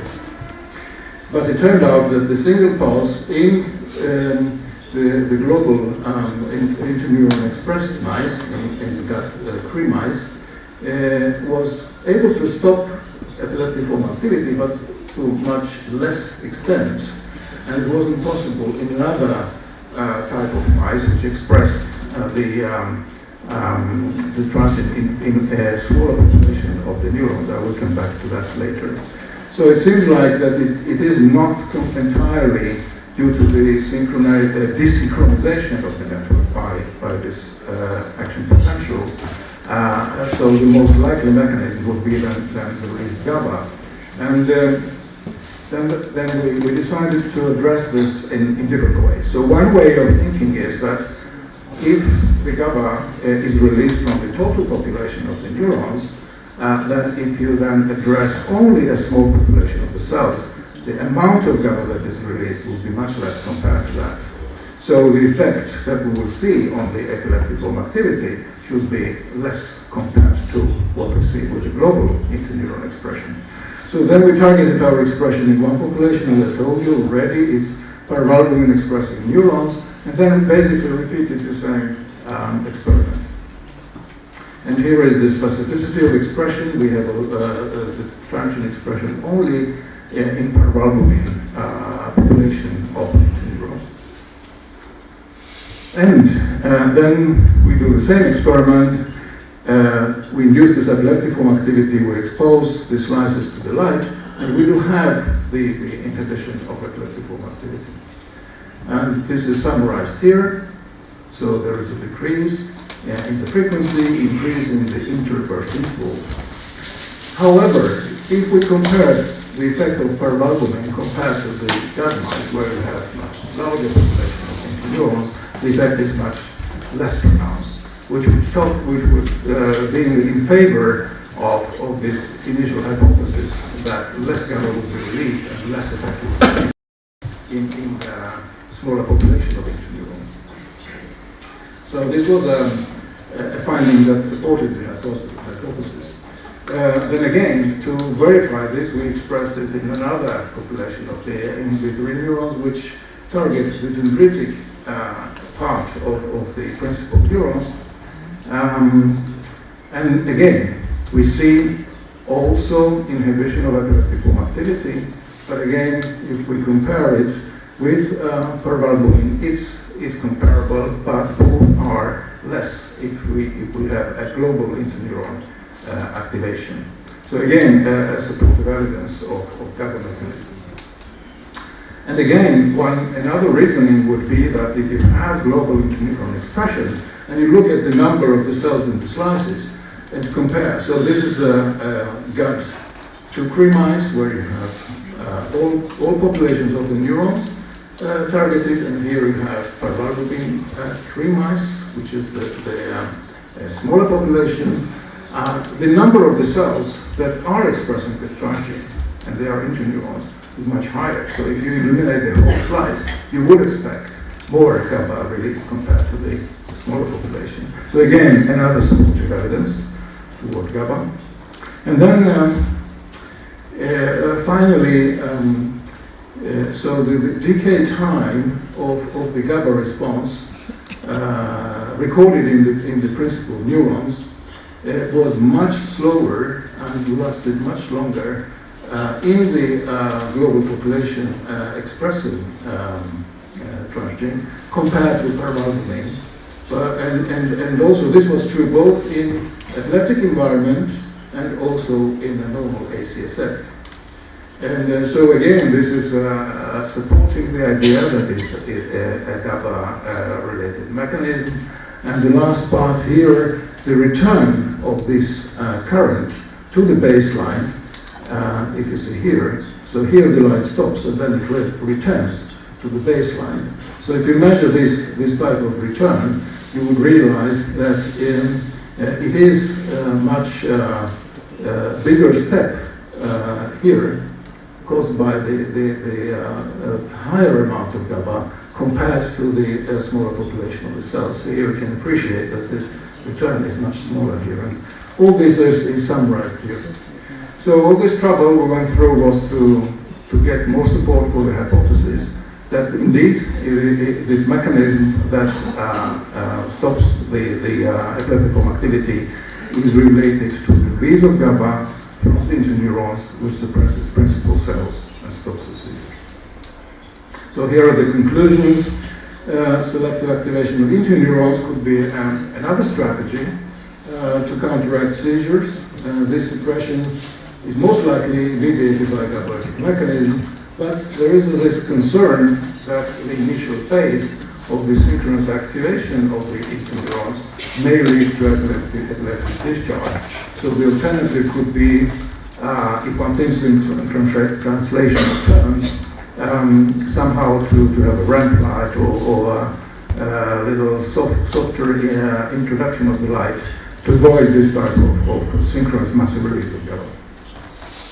Anyway, so Dimitri already touched upon feasibility of translation of the genetics, chemogenetics, in general gene therapy into human, and perhaps for this audience it's most interesting question if you are a medical doctor and want to treat epilepsy. And there have been some publications, including this, from the medicine group, where they did use a similar approach, targeting interneurons in vivo and having a sort of closed loop system where when the seizure stops, they're detected and then the light is activated. So here, the interneurons are activated on this side, releasing GABA, and you can see that the seizures are stopped on the ipsilateral side but not on the contralateral side.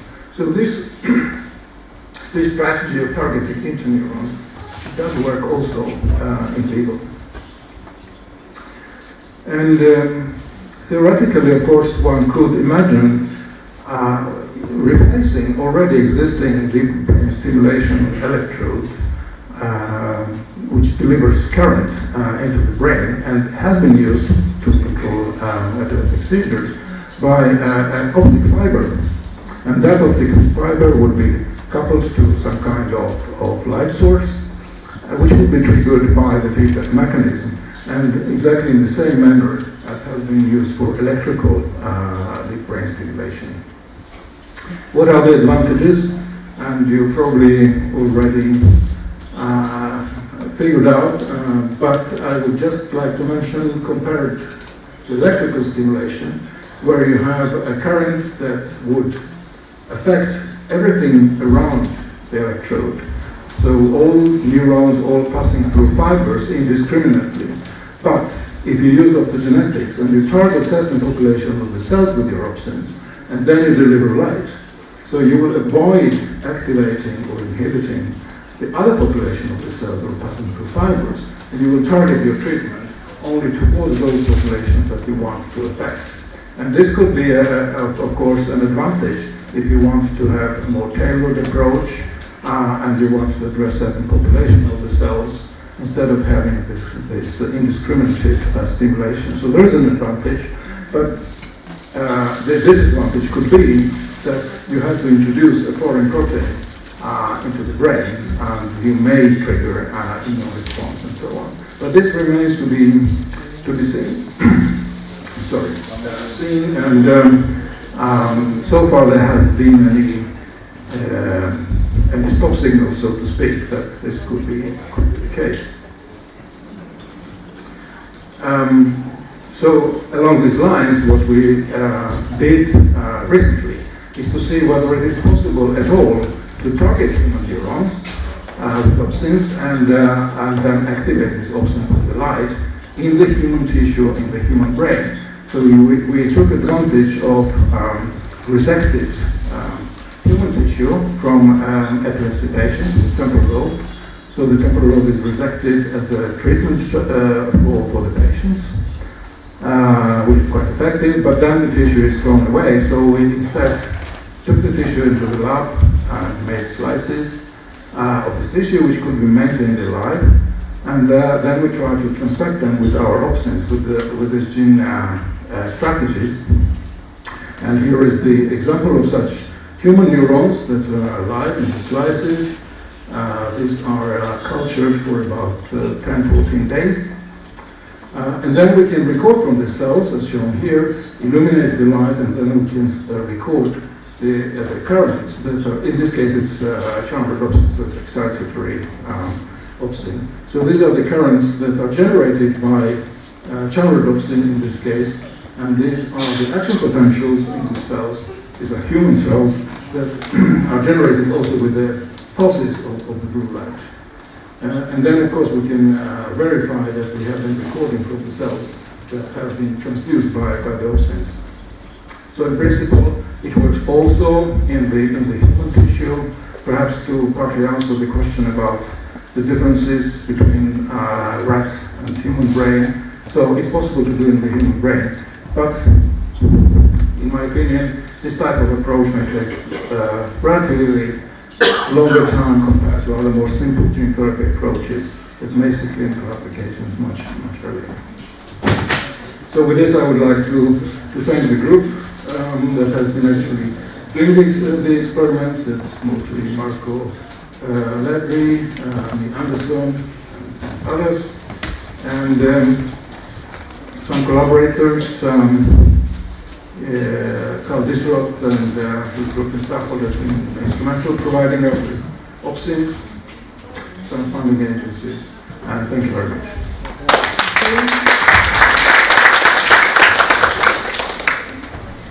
Questions? Yes, please. Excuse me, Mera, for my question. I am shocked with your communication.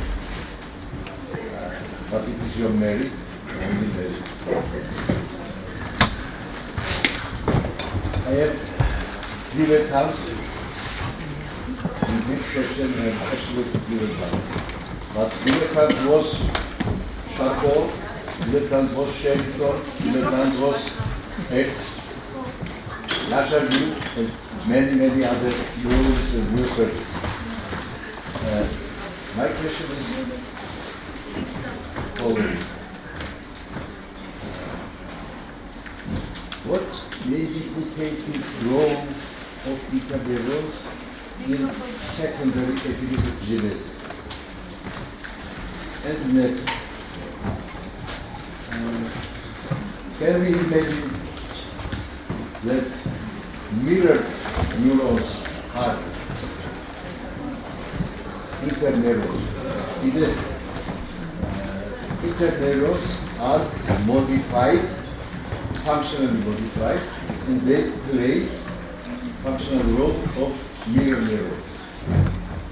Yes, so as it has been mentioned previously, interneurons have a sort of a dual role when it comes to controlling the seizures.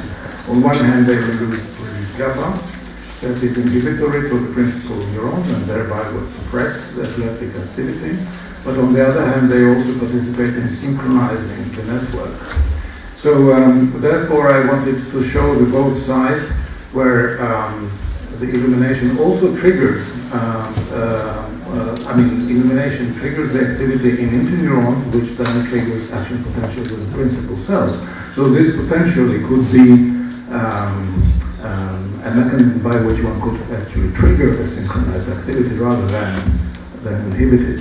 But the in vivo data show that if you use this type of strategy where you target interneurons more globally, it was cat mice as well, and illuminate them during ongoing seizures, you get this other side of it where the GABA released is actually flooding the principal neurons and inhibit their activity.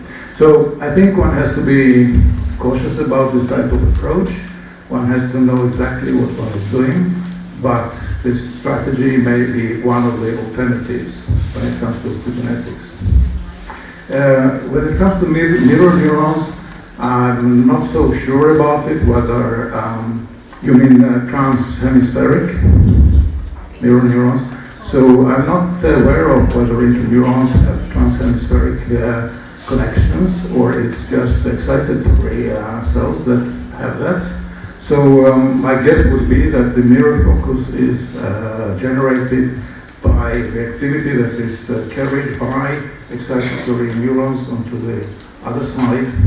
And And I also want to add that this type of approach, and perhaps in fact any type of gene therapy approach, would be applicable only for the focal epilepsies, where you know where the focus is, you know the area which one would like to modify its activity, and you target it. So it's if it's generalized epilepsy without focal origin, I think it's less applicable.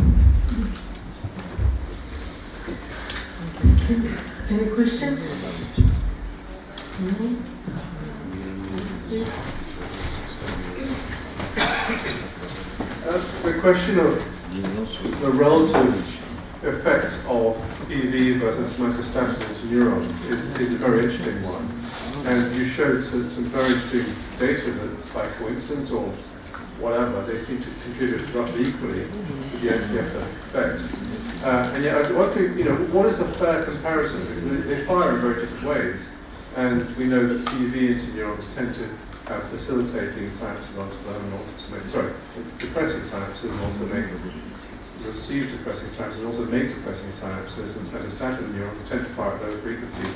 So I'm just wondering whether it would be better to take the activation of these interneurons to their natural firing patterns in order to really try to capture or maximize that potential effects on the circuit. I wonder if you can say anything about that. Right.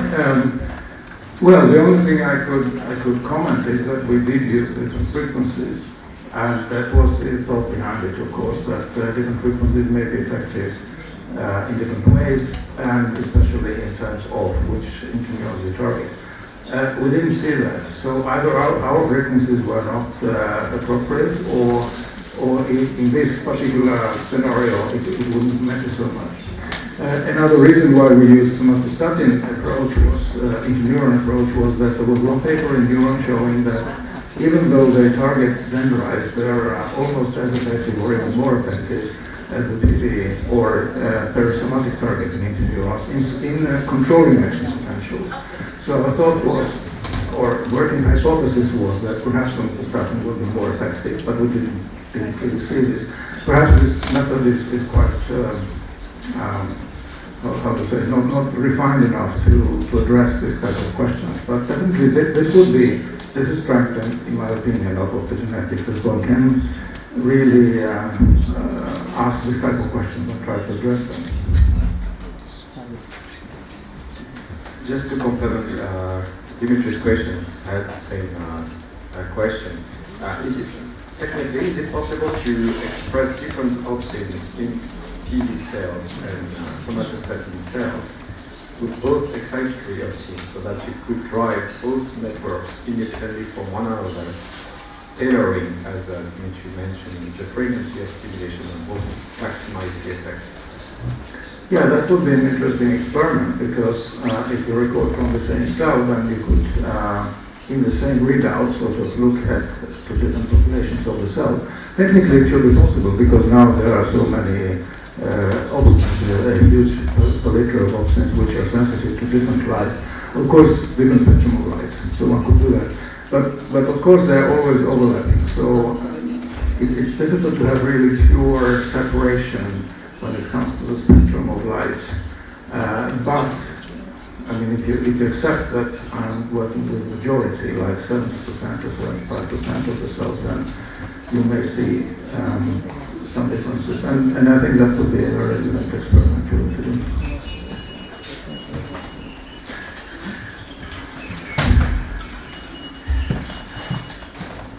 So,